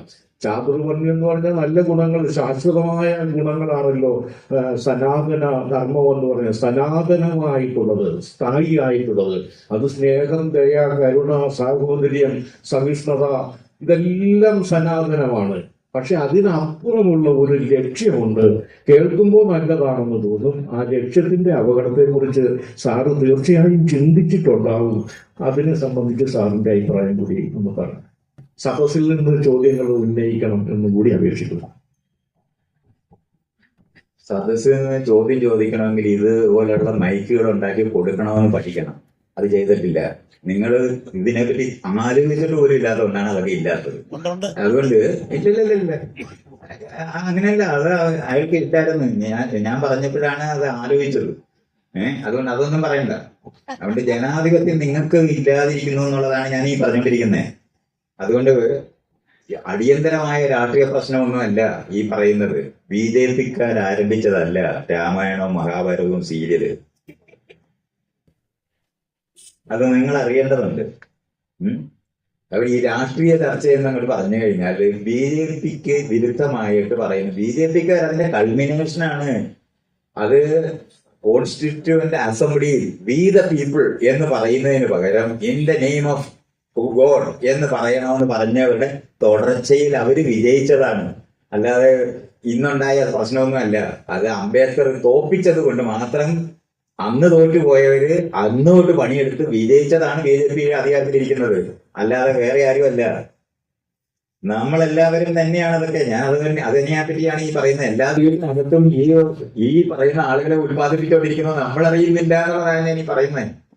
ക്ലാസ് റൂം, നിങ്ങൾ പറയുന്നത് ക്ലാസ് റൂമിനകത്ത് ഭരണഘടന ഇതുവരെ വായിച്ചിട്ടില്ലാത്ത സ്കൂളാണ്. രാവിലെ പ്രാർത്ഥന തുടങ്ങും. എന്താണ് ജനാധിപത്യപരമായ പ്രാർത്ഥന? നിങ്ങൾ നിന്നുണ്ടോ? ഒരു ശക്തിയുണ്ട്, അതാണ് ഈ ലോകത്തിന് സൃഷ്ടിച്ചതെന്ന്. അതിന്റെ മുന്നിൽ വണങ്ങണമെന്നും കീഴടങ്ങണമെന്നും പഠിപ്പിക്കുന്നതാണ് ദിവസം ചെയ്തുകൊണ്ടിരിക്കുന്നത്. നിങ്ങളെ ആരെ രക്ഷിക്കുന്നതായി പറയുന്നേ? എന്നിട്ട് എന്തൊരു പ്രാർത്ഥനയാണ് ഇപ്പോഴത്തെ പ്രാർത്ഥന എന്ന് പറയുന്നതിനകത്ത്? ഏതെങ്കിലും മതത്തിന്റെ ആണെന്ന് തിരിച്ചറിയാനൊക്കാത്ത നിലവാരത്തിൽ സൂത്രശാലികൾ എഴുതിയ വാശികളെ അതിനകത്ത് വെക്കും. അതാണ് കവിതയിൽ എഴുതുന്നത്. കുമാരനാശാന്റെ കവിതയ്ക്കകത്ത് നോക്കിയാൽ നമുക്ക് കാണാൻ പറ്റത്തില്ല ഇത് ഏത് ദൈവമാണെന്ന്. അതുപോലുള്ള അതൊന്നുമല്ല നമ്മൾ ഈ പറയുന്നത്. ഒരു ശക്തി ലോകത്തിനെ സൃഷ്ടിച്ചിട്ടില്ലെന്നുള്ള അറിവാണ് ജനാധിപത്യപരമായിട്ട് നമ്മൾ ഈ പരിണാമം പഠിപ്പിക്കുന്നതിനാണ്. അല്ലാതെ നിങ്ങൾ ഈ വിചാരിക്കുന്നത് അത് പഠിപ്പിക്കാതെ രാവിലെ സർവശക്തൻ എന്ന് വിളിച്ചാൽ ഏത് ദൈവമാണെന്ന് ആർക്ക് പറഞ്ഞോടല്ലോ. അള്ളാന്ന് വിളിച്ചിട്ടില്ല, രാമാന്ന് വിളിച്ചിട്ടില്ല, കൃഷ്ണാന്ന് വിളിച്ചിട്ടില്ല, അല്ലെന്നുണ്ടെങ്കിൽ യേശു എന്ന് വിളിച്ചിട്ടില്ല. അതുകൊണ്ട് സർവശക്തൻ എന്ന് പറഞ്ഞാൽ പോന്തനില്ല എന്നുള്ളതാണ് നമ്മൾ ഈ പഠിപ്പിക്കേണ്ടത്. ലോകം എങ്ങനെയാണ് ഇങ്ങനെ രൂപപ്പെട്ടു വന്നതെന്ന് പരിണാമപരമായി ക്ലാസ് റൂമിൽ പഠിപ്പിച്ചുകൊണ്ടിരിക്കുന്ന സാധനത്തിനനുസൃതമായി നമ്മൾ ഈ ക്ലാസ് റൂം വരെ ആരംഭിച്ചിട്ടില്ല എന്നുള്ളതാണ് ഞാൻ ഈ പറഞ്ഞുകൊണ്ടിരിക്കുന്നത്. അല്ലാതെ BJP-ക്കാർ ഇപ്പൊ അടിയന്തരമായിട്ട് അതിനും ആ പോന്തൻ സുരേഷ് ഗോപി പറയുന്ന പ്രശ്നമൊന്നും അല്ലത്. ഇവിടെ ഉണ്ടായിരുന്ന സാധനം അവർ ഉപയോഗിക്കാൻ, ഇവിടെ വോട്ട് പിടിക്കാൻ പോകുമ്പോൾ ഏറ്റവും നന്നായിട്ട് എങ്ങനെ പിടിക്കണമെന്ന് അവർ പഠിച്ചു എന്നുള്ളത് മാത്രമേ ഉള്ളൂ. വേറെ ഒന്നും സംഭവിച്ചിട്ടില്ല. അല്ലാതെ എല്ലാ വീട്ടിലും ഈ പൊട്ടൻഷ്യലി നമ്മളെല്ലാ വീടും ഇങ്ങനെയാണെന്നാണ് ഞാൻ ഈ പറഞ്ഞത്. അത് മനസ്സിലാക്കാൻ കാണാൻ പറ്റും. നമ്മൾ ആരംഭിക്കേണ്ട കാര്യം, നമ്മൾ ചെയ്യേണ്ട കാര്യം ചെയ്തിട്ടില്ല. 75 വർഷമായിട്ട് ചെയ്തിട്ടില്ലാത്തവരാണ്. ജനാധിപത്യ പൗരബോധം നിർമ്മാണം നടത്തിയിട്ടില്ലാത്ത ഒരു സമൂഹത്തിനകത്ത് തുടരുന്നത് മാത്രമാണ്. ആരും പുതിയതായിട്ട് ഒന്നും പഠിപ്പിക്കുന്നില്ല. രാമായണം കാണാനായിട്ടും ടെലിവിഷനകത്ത് കുറിയും വരച്ച് മുന്നേ പോയി കുത്തിയിരിക്കുന്ന മനുഷ്യരുണ്ടായിരുന്ന നാടല്ലേ ഇത്? അത് BJP-കാരനുണ്ടാക്കിയതാ. നമ്മളിതൊക്കെ മനസ്സിലാക്കേണ്ടതുണ്ട്. അങ്ങനെയൊന്നുമല്ല. നിങ്ങളെല്ലാവരും അമ്പലത്തിലും പള്ളിയിലും പോയിക്കൊണ്ടിരിക്കുന്നവരല്ലേ? അല്ല വേറെ ആരാ ഉള്ളത്? ഞാനിത് പറഞ്ഞ ഉടനെ പറയും നിങ്ങൾ പറയുന്നതിനകത്തൊക്കെ കുറച്ച് സത്യമുണ്ട്, പക്ഷെ എല്ലാത്തിനോടും എനിക്ക് യോജിപ്പില്ല. അയ്യോ, അങ്ങനെ ഒരു സാധനമുണ്ടോ? കാറിന്റെ ചില സാധനം മാത്രം എടുക്കും, ബാക്കിയൊക്കെ യോജിപ്പില്ലെന്ന്. അങ്ങനെയൊന്നും പറ്റത്തില്ല. കാളവണ്ടിക്ക് പകരം കാറ് കണ്ടുപിടിച്ചാൽ കാളവണ്ടി അതിൽ ഏച്ചു വെക്കാൻ പറ്റത്തില്ല. അത്രയും അറിയണം. കാളവണ്ടി എത്ര നിങ്ങൾ നന്നാക്കിയാലും കാളയുടെ സ്പീഡേ ഉള്ളൂ. അല്ലാതെ അത് സ്വർണം കൊണ്ടുണ്ടാക്കിയാലും സ്പീഡ് കുറയും. ഇനി അത് ലൈറ്റ് വെയിറ്റ് കൊണ്ടുള്ള ഒരു സാധനം ഉണ്ടാക്കിയാൽ സ്പീഡ് കൂടുമോ? ഇല്ല, കാളയുടെ സ്പീഡേ ഉള്ളൂ. അപ്പോഴാണ് നമ്മളത് സിസ്റ്റം വേറെയാണെന്ന് പഠിക്കേണ്ടത്. ഈ പഴയ സിസ്റ്റം എടുത്ത് നിങ്ങൾക്ക് നന്നാക്കാൻ പറ്റില്ല. അത് നമ്മളാണ് അറിയേണ്ടത്. ഈ 75 വർഷമായിട്ട് ജനാധിപത്യ പൗരബോധം നിർമ്മിക്കാനായിട്ടുള്ള ഒരു പണിയും ചെയ്യാതിരുന്നിട്ട് ആളുകളെല്ലാരും കൂടെ അടിയന്തരമായിട്ട് ചീത്തയായി പോയെന്നൊന്നും വിചാരിക്കാതെ, കുംഭമേളയ്ക്ക് പണ്ടേ പോകുന്നത് ഇന്നും പോകും എന്നും പോകും. ശബരിമലയിൽ ദിവസം ആള് കൂടത്തില്ലേ? കാരണം നാട്ടിൽ ഇഷ്ടം പോലെ ആള് കൂടുകയും ഇഷ്ടം പോലെ ബസ്സിടുകയും ശബരിമല എഴുതി വെച്ചാൽ എല്ലാവരും പോകും. അല്ലെ? ആ പോകുന്ന ആൾക്കാർ എന്താണ് പഠിക്കുന്നത്? ഒരു ശക്തിയുണ്ട്, ശക്തിക്ക് കീഴടങ്ങി നിൽക്കണം എന്ന് പഠിപ്പിക്കുന്ന സ്ഥലമാണത്. അല്ല വേറെ എന്താ പഠിക്കുന്നത്? നിങ്ങൾ ഈ പറയുന്ന ഒരു കല്ലിന്റെ മുമ്പ് നിന്ന് തുള്ളാൻ പഠിപ്പിക്കുന്ന മനുഷ്യന്മാരെ ശ്രദ്ധിച്ചു കഴിഞ്ഞാൽ നിങ്ങൾ എങ്ങനെ ചിന്തിക്കുന്ന മനുഷ്യരെ ഉത്പാദിപ്പിക്കും? സൂത്രശാലികളായ രാഷ്ട്രീയക്കാരായാലേ നിങ്ങൾക്കും കഴിയുള്ളൂ. വേറൊന്നും ആവശ്യമില്ല. രഹസ്യമായിട്ട് ഈ ചെയ്യും. അങ്ങനെ പണി ചെയ്യുന്ന ആൾക്കാരായിട്ട് തുടരത്തേ ഉള്ളൂ. അല്ലാതെ നിങ്ങൾ വിചാരിക്കുന്ന പോലെ നാട്ടിനകത്ത് അത്തരത്തിലുള്ള മാറ്റങ്ങളൊക്കെ ഉണ്ടാകണമെന്നുണ്ടെങ്കിൽ ലോകം രൂപപ്പെടുന്നത് എങ്ങനെയാണെന്നും എങ്ങനെയാണ് നമ്മുടെ ജീവനൊക്കെ ഉണ്ടാകുന്നതെന്നും ജീവിച്ചിരിക്കുന്നത് എങ്ങനെയാണെന്നും എന്ത് ചെയ്തിട്ടാണ് ഈ ലോകം മാറുന്നതെന്നൊക്കെ ഉള്ളത് നമ്മൾ പഠിപ്പിക്കേണ്ടതുണ്ട്. അത് ക്ലാസ് റൂമിനകത്ത് പരീക്ഷ എഴുതാൻ മാത്രം പഠിക്കുകയും അത് കഴിഞ്ഞ് മറക്കാനുള്ളതാണെന്ന് എല്ലാവർക്കും അറിയാം. പഠിക്കുന്നത് മുഴുവൻ വീട്ടിൽ നിന്നാണ്. വീട്ടിലെന്താണ് പഠിപ്പിക്കുന്നത്? അയലത്ത് പോയി ഭക്ഷണം കഴിക്കരുത്, അത് നമ്മളെക്കാൾ മോശമാണെന്ന് പഠിപ്പിക്കുന്ന വീട്ടിൽ അല്ലാതെ ഏതെങ്കിലും ഒരു വീട്ടിൽ ജനിക്കാൻ പറ്റുമോ നമുക്ക്? നിങ്ങൾക്കൊരു ചോയ്സ് തരുവാന്ന് വെച്ചോ ജനിക്കാൻ. അങ്ങനെ പറ്റത്തില്ലെന്ന് എനിക്കറിയാം. പക്ഷെ ഒക്കെ തരുവാണെന്ന് വെച്ചോ, ഏത് വീട്ടിൽ ജനിക്കും? ഈ നാട്ടിൽ ഏത് വീട്ടിൽ ജനിക്കും? പറ. ഇതാണ് നമ്മൾ അറിയേണ്ടത്. അങ്ങനെ ജനിക്കാൻ പറ്റത്തില്ല. അപ്പൊ നമ്മൾ ജനിച്ച ഈ മോശപ്പെട്ട വീട്ടിൽ ജനിച്ചിട്ട് അവിടുന്ന് സാമൂഹികമായിട്ടുള്ള പഠനം കൊണ്ട് ക്ലാസ് റൂമിനകത്ത് പുത്തൻ അറിവുകളിനകത്തൂടെ ലോകം എങ്ങനെ രൂപപ്പെടുന്നുവെന്ന്, അതെങ്ങനെയാണ് ഈ മേശയും കസേരയും ഉണ്ടാക്കിയിരുന്ന കുട്ടിക്കാലം തൊട്ട് പഠിക്കുന്ന മനുഷ്യർ. അല്ല ദൈവം സൃഷ്ടിച്ചതാണ് ഈ മേശ എന്നൊക്കെ പഠിക്കുകയല്ല വേണ്ടത്. ഇത് ആരെങ്കിലും ഉണ്ടാക്കിയതാണെന്ന് പഠിക്കുമ്പോഴാണ് ചുറ്റുപാടിനെ അനുകൂലമാക്കി ഇണക്കാൻ പറ്റുന്ന അറിവെന്ന് പറയുന്നതാണ് ശാസ്ത്രം. അത് പഠിപ്പിക്കുന്ന സ്ഥലമായിട്ട് ക്ലാസ് റൂംസ് മാറാതിരുന്നാൽ ഒരു കാലത്ത് ജനാധിപത്യ പൗരബോധമുള്ള മനുഷ്യരുണ്ടാകത്തില്ല. ഇതാണ് നമ്മൾ മനസ്സിലാക്കേണ്ടത്. ആ മേഖലയ്ക്കകത്ത് അന്വേഷണം ചെയ്യാതെ ഇലക്ഷന് ജയിക്കാനുള്ള തന്ത്രങ്ങൾ ആവിഷ്കരിക്കുന്നതിന് മാത്രമായിട്ട് ഈ സാധനങ്ങളെ കാണുകയും അമ്പലത്തിനകത്തെ കമ്മിറ്റിക്കകത്ത് കയറിയിരുന്നിട്ട് ഇടതുപക്ഷക്കാരന്റെ പൊതു സാധനം ഉണ്ടാക്കിയെടുത്താലൊന്നും ജനാധിപത്യമൊന്നും ആകത്തില്ല. അമ്പലത്തിന് മുതൽ കൂട്ട് തന്നേ ഉള്ളു. പണ്ടാണെങ്കിൽ രാജാവ് കൊണ്ടുപോകായിരുന്നു അമ്പലത്തിലെ കാശ്. ഇന്ന് ഈ പൂജാരിമാരുടെയും ഈ മത നേതാക്കളുടെയും കയ്യിലായി പണം മുഴുവനും. അത് വെച്ച് അവർ വാർഗയും ചെയ്യുന്നിടത്തെത്തി. ഇതാണ് ഇപ്പൊ സംഭവിച്ചിരിക്കുന്നത്. മറ്റല്ലെന്നുണ്ടെങ്കിൽ അത് രാജാവ് എടുത്തുകൊണ്ട് പോകുമായിരുന്നു. അതും കൂടെ പറ്റാതായി പോയിട്ട് സകല പണവും ഇന്ന് മത നേതാക്കളുടെ കയ്യിലായി. അത് വെച്ച് അവർ ബാർഗെയിൻ ചെയ്ത് അവർ മുഴുവൻ സാധനവും അവർ പറയുന്നിടത്ത് ആൾക്കാരെ നിർത്തുന്ന, അവർ പറഞ്ഞാൽ മാത്രം ബ്ലോക്ക് ഫോട്ടോ എടുക്കുന്ന മനുഷ്യരെ സൃഷ്ടിച്ചതിന് ശേഷം നിങ്ങൾ എന്ത് ജനാധിപത്യം ഉണ്ടാക്കുമെന്നാണ് പറയുന്നത്? നമ്മൾ മനസ്സിലാക്കേണ്ടതാണ് ഇതൊക്കെ.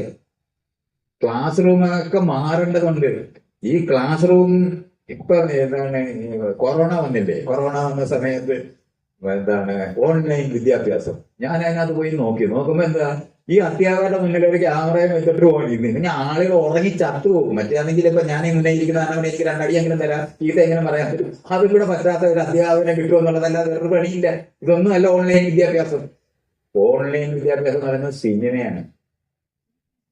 അതിന്റെ സിലബസ് ഉണ്ടാക്കണം, സിനിമാക്കാരെ വിളിച്ചിട്ടുണ്ടാക്കണം, ആർട്ടിസ്റ്റുകളെ വിളിച്ചിട്ടുണ്ടാക്കണം.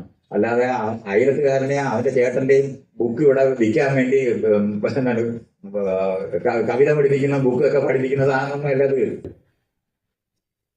വെർച്വൽ റിയാലിറ്റി എന്നും റൂമിൽ നിന്ന് പുറത്താക്കപ്പെട്ടു പോയതിനുണ്ടാക്കിയ സ്ഥാപനത്തിൽ ജോലി ചെയ്യുന്നവരായിട്ട് അധപ്പതിച്ചു പോയ ഒരു ജീവികൾ മാത്രമാണ്. ഇതെന്തിനാണ് ഈ പണിയൊക്കെ എടുക്കുന്നത്? ഇതൊക്കെ ഒന്ന് ആലോചിക്കും. എന്നിട്ട് വെറുതെ ഈ ജനാധിപത്യം എന്നൊക്കെ പറഞ്ഞ് ഈ എന്താണ് സനാതനം എന്നൊക്കെ പറഞ്ഞ് സമയം കളയാതെ ഇത് നമ്മുടെ ജീവിതത്തിനകത്ത് നമുക്ക് ചെയ്യാൻ പറ്റുന്ന, കേരളം ഒരു രാജ്യമായിരുന്നെന്നുണ്ടെങ്കിൽ ഞാൻ ഇടപെട്ടെ. എന്തോ ചെയ്യാൻ ഒരു സുപ്രീം കോടതിയും ഈ പ്രസിഡന്റും പ്രൈം മിനിസ്റ്ററും ഒക്കെ ഉള്ള അവനൊക്കെ പിടിച്ചെന്നെ തിഹാർ ജയിലിൽ ഇടുവെന്നുള്ള അറിയാമെന്നുകൊണ്ട് ഞാൻ ഈ മിണ്ടാൻ നടക്കുന്നത്. ഇത് രാജ്യമായിരുന്നെങ്കിൽ ഞാൻ കൂടെ ഇടപെട്ടെ. അതങ്ങനെ ഒന്ന് മേടിച്ചു തരാണ്ട് ഞാൻ ചെയ്യാം. ഇനി പറയുന്നില്ല, മതി. മറ്റേ ഒരു കാര്യം കൂടെ മതി എന്ന് പറഞ്ഞു, നിർത്താന്ന് പറഞ്ഞു. എന്നാലും ഒരു കാര്യം കൂടെ, അതായത് നമ്മളിപ്പോ രാഷ്ട്രീയവൽക്കരിക്കപ്പെടേണ്ട ഒരു കുട്ടിത്വത്തിന്റെ അല്ലെങ്കിൽ ഒരു വിദ്യാർത്ഥി കാലത്തിന്റെ ഒരു ആവശ്യകതയാണ് നമ്മളിപ്പോ സംസാരിച്ചതിൽ നിന്ന് നമ്മൾ ചേർന്ന് നിൽക്കുന്ന ഒരു കാര്യം. അതിന്റെ അകത്ത് തന്നെ അതിനകത്ത് പ്രായോഗികമായിട്ടുള്ള ഒത്തിരി പ്രശ്നങ്ങൾ നമ്മളിപ്പോ ഇങ്ങോട്ട് വന്ന വഴിക്ക് ചർച്ച ചെയ്തൊരു കാര്യമുണ്ടല്ലോ. അതായത് ആ ഒരു കാര്യം കൂടെ വെച്ച് നോക്കുമ്പോൾ എത്രത്തോളം ഇനി ഒരു രാഷ്ട്രീയവൽക്കരിക്കപ്പെട്ട ഒരു സമൂഹത്തെ, ഒരു വിദ്യാർത്ഥി സമൂഹത്തെ നമുക്ക് പ്രതീക്ഷിക്കാൻ പറ്റും. അങ്ങനെ ഒരു സാധ്യത ഇപ്പോൾ കേരളം പോലുള്ള സ്ഥലത്ത് നിന്നിട്ടാണെങ്കിലും ഉണ്ടോ എന്നുള്ളതാണ്. രണ്ടാമത്തെ കാര്യം, ഇപ്പോൾ ശാസ്ത്ര സാഹിത്യ പരിഷത്തിനെ സംബന്ധിച്ചിടത്തോളം ഈ വിദ്യാർത്ഥികളെ തോൽപ്പിക്കുന്ന രീതിക്ക് എതിരായിട്ടും, അല്ലെങ്കിൽ അത് തോൽപ്പിക്കപ്പെടുന്ന വിദ്യാർത്ഥികൾ എന്നുള്ളത് അവരുടെ കുറ്റമല്ല എന്നും അത് പഠിപ്പിക്കുന്ന അധ്യാപകരുടെ കൂടെ പ്രശ്നമാണ് എന്നും പറഞ്ഞുകൊണ്ട് ഇപ്പോൾ പരിഷത്ത് വളരെ കൃത്യമായിട്ട് അഭിപ്രായങ്ങൾ പറയുകയും ക്യാമ്പയിനുകൾ നടത്തുകയും ചെയ്തൊരു സമയത്തിന് ശേഷമാണ് നമ്മൾ ഈ ചർച്ചയിലേക്ക് നിൽക്കുന്നത്. പക്ഷെ അത് എത്രത്തോളം പൊതുസമൂഹം അതിനെ ഏറ്റെടുത്തിട്ടുണ്ട്, അല്ലെങ്കിൽ ഈ പറയുന്ന രാഷ്ട്രീയ തലങ്ങളിലേക്ക് എത്രത്തോളം എത്തപ്പെട്ടിട്ടുണ്ട് എന്നുള്ളൊരു ചോദ്യത്തിനായിട്ട് ഇവിടെ നിൽക്കുന്നു. പിന്നെയുള്ളത് ഈ വിദ്യാഭ്യാസ മേഖലയിലേക്ക് ഇപ്പോൾ മൈത്രി തന്നെ സൂചിപ്പിച്ച ഭരണഘടന ഉൾപ്പെടെയുള്ള കാര്യങ്ങൾ, അല്ലെങ്കിൽ പൗരബോധം ഉൾപ്പെടെയുള്ള കാര്യങ്ങൾ വരേണ്ടതുണ്ട് എന്ന് പറയുമ്പോൾ അതിന് പകരം കൊണ്ടുവയ്ക്കുന്ന തൊഴിലധിഷ്ഠിത വിദ്യാഭ്യാസത്തെയാണ്. നമ്മൾ കരിക്കുലം മാറ്റണമെന്ന് പറയുമ്പോൾ, സിലബസ് മാറ്റണമെന്ന് പറയുമ്പോൾ അത് കൊണ്ടുവന്നെത്തുന്നത് തൊഴിലധിഷ്ഠിത വിദ്യാഭ്യാസത്തിലേക്കാണ്. അപ്പോൾ അത്തരത്തിലുള്ള ഒരു വസ്തുതകൾ നിലനിൽക്കെ എങ്ങനെയാണ് നമുക്ക് പ്രായോഗികമായ ഒരു മാറ്റം എന്നുള്ളതിന് തുടക്കം കുറിക്കാൻ പറ്റുക? എന്താണ് അതിനു വേണ്ടിയിട്ട് നമ്മുടെ നാട്ടിൽ മാറ്റപ്പെടേണ്ടതായിട്ടുള്ളത് ആദ്യത്തെ ഘട്ടത്തിൽ തന്നെ?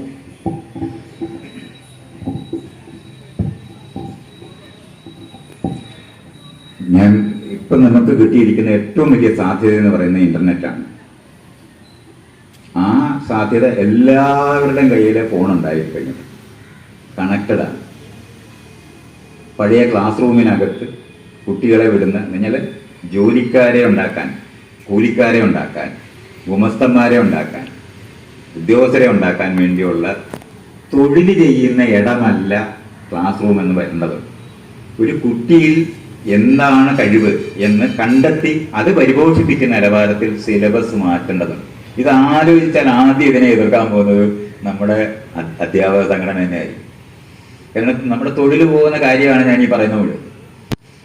നമുക്ക് പുത്തൻ തൊഴിലുകൾ കണ്ടുപിടിക്കുക എന്നുള്ളതല്ലാതെ പഴയ തൊഴിലുകൾ നിലനിർത്താൻ നമ്മൾ ശ്രമിക്കുന്നത് വഴി നമ്മൾ എന്നും പരാജയപ്പെട്ടിട്ടേ ഉള്ളൂ, നിലനിൽക്കത്തില്ല തോന്നുന്നു.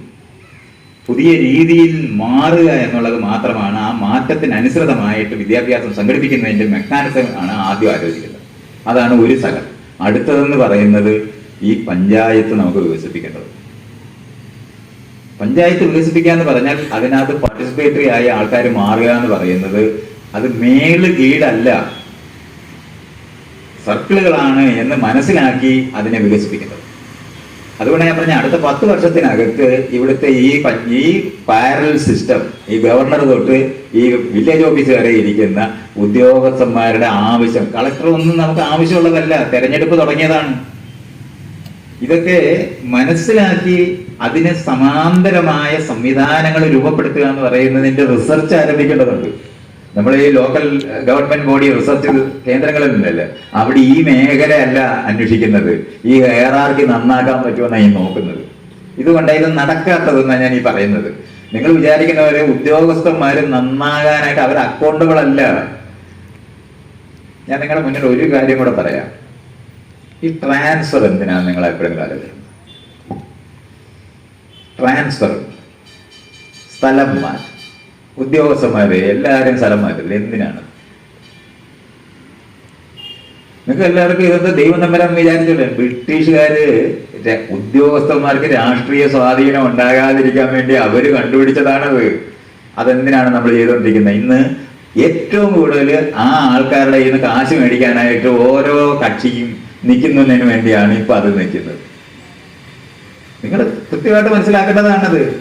ട്രാൻസ്ഫർ ഒന്നും ഒരു കാലത്തും പാടില്ല. ഒരു ഉദ്യോഗസ്ഥന് നാട്ടിൽ ബന്ധമുണ്ടാകണം. ജനാധിപത്യത്തിനകത്ത് ഒരു ഉദ്യോഗസ്ഥനുണ്ടെങ്കിൽ അയാൾ ആ നാട്ടിലെ മുഴുവൻ പേരെ അറിയണം. ഉദ്യോഗസ്ഥർക്ക് രാഷ്ട്രീയം പാടില്ലെന്ന് പറയുന്നത് എന്തുകൊണ്ടാ? നിങ്ങൾ എപ്പോഴെങ്കിലും ഇതൊക്കെ നിങ്ങൾ ആലോചിക്കാത്തതെന്നുള്ള എന്റെ ചോദ്യം. അവരെന്താ പൗരരല്ലേ? എന്താണ് അവര്? നമ്മൾ ഇതൊക്കെയാണ് ചോദ്യം. ഇതാണ് പൊളിക്കേണ്ടത്.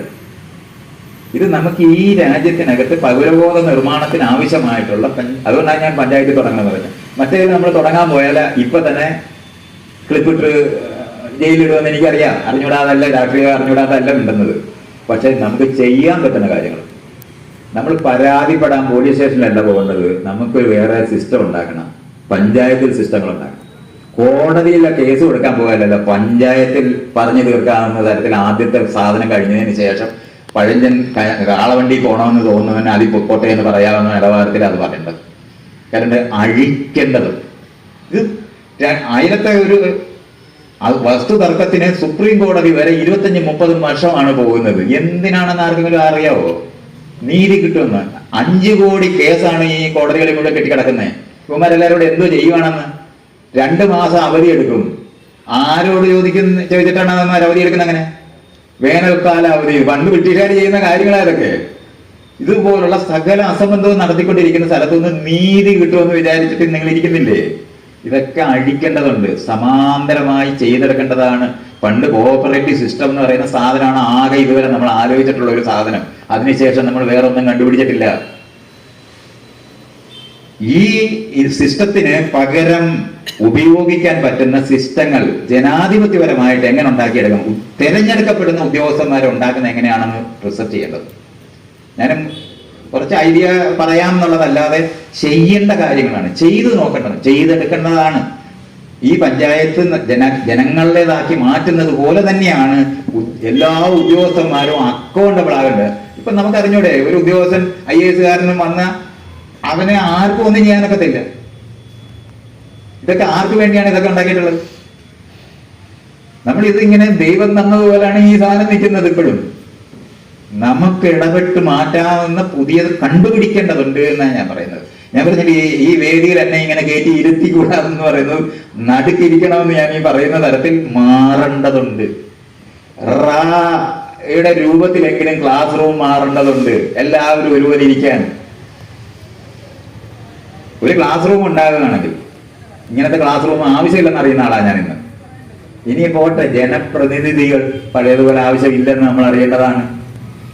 ഈ ഇന്റർനെറ്റ് വന്ന് സകലരും ഈ ടെലിവിഷനകത്ത് എന്താണ് സംഗീതത്തിന് ആൾക്കാർ വോട്ട് കൊടുക്കാനായിട്ട് എല്ലാവരും ചെയ്യത്തില്ലേ? ഏത് ബില്ലുണ്ടാക്കിയാലും ഒരു എക്സ്പെർട്ട് കമ്മിറ്റി ഒരു ബില്ലുണ്ടാക്കിയാൽ ആ ബില്ല് എല്ലാവർക്കും വായിച്ച് അഭിപ്രായം പറയാവുന്ന കാലത്താണ് നമ്മൾ ഇന്നിരിക്കുന്നത്. നമ്മൾ എന്തിനാണ് ഈ ജനപ്രതിനിധികളെ 140 എണ്ണത്തിന് അങ്ങോട്ടും ഇങ്ങോട്ടും ഗുസ്തി പിടിക്കാനായിട്ട് പറഞ്ഞു വരേണ്ട ആവശ്യം എന്താ? ആലോചിക്കണം. ഞാനിത് പറയുന്നത് അഴിക്കേണ്ടതുണ്ട്.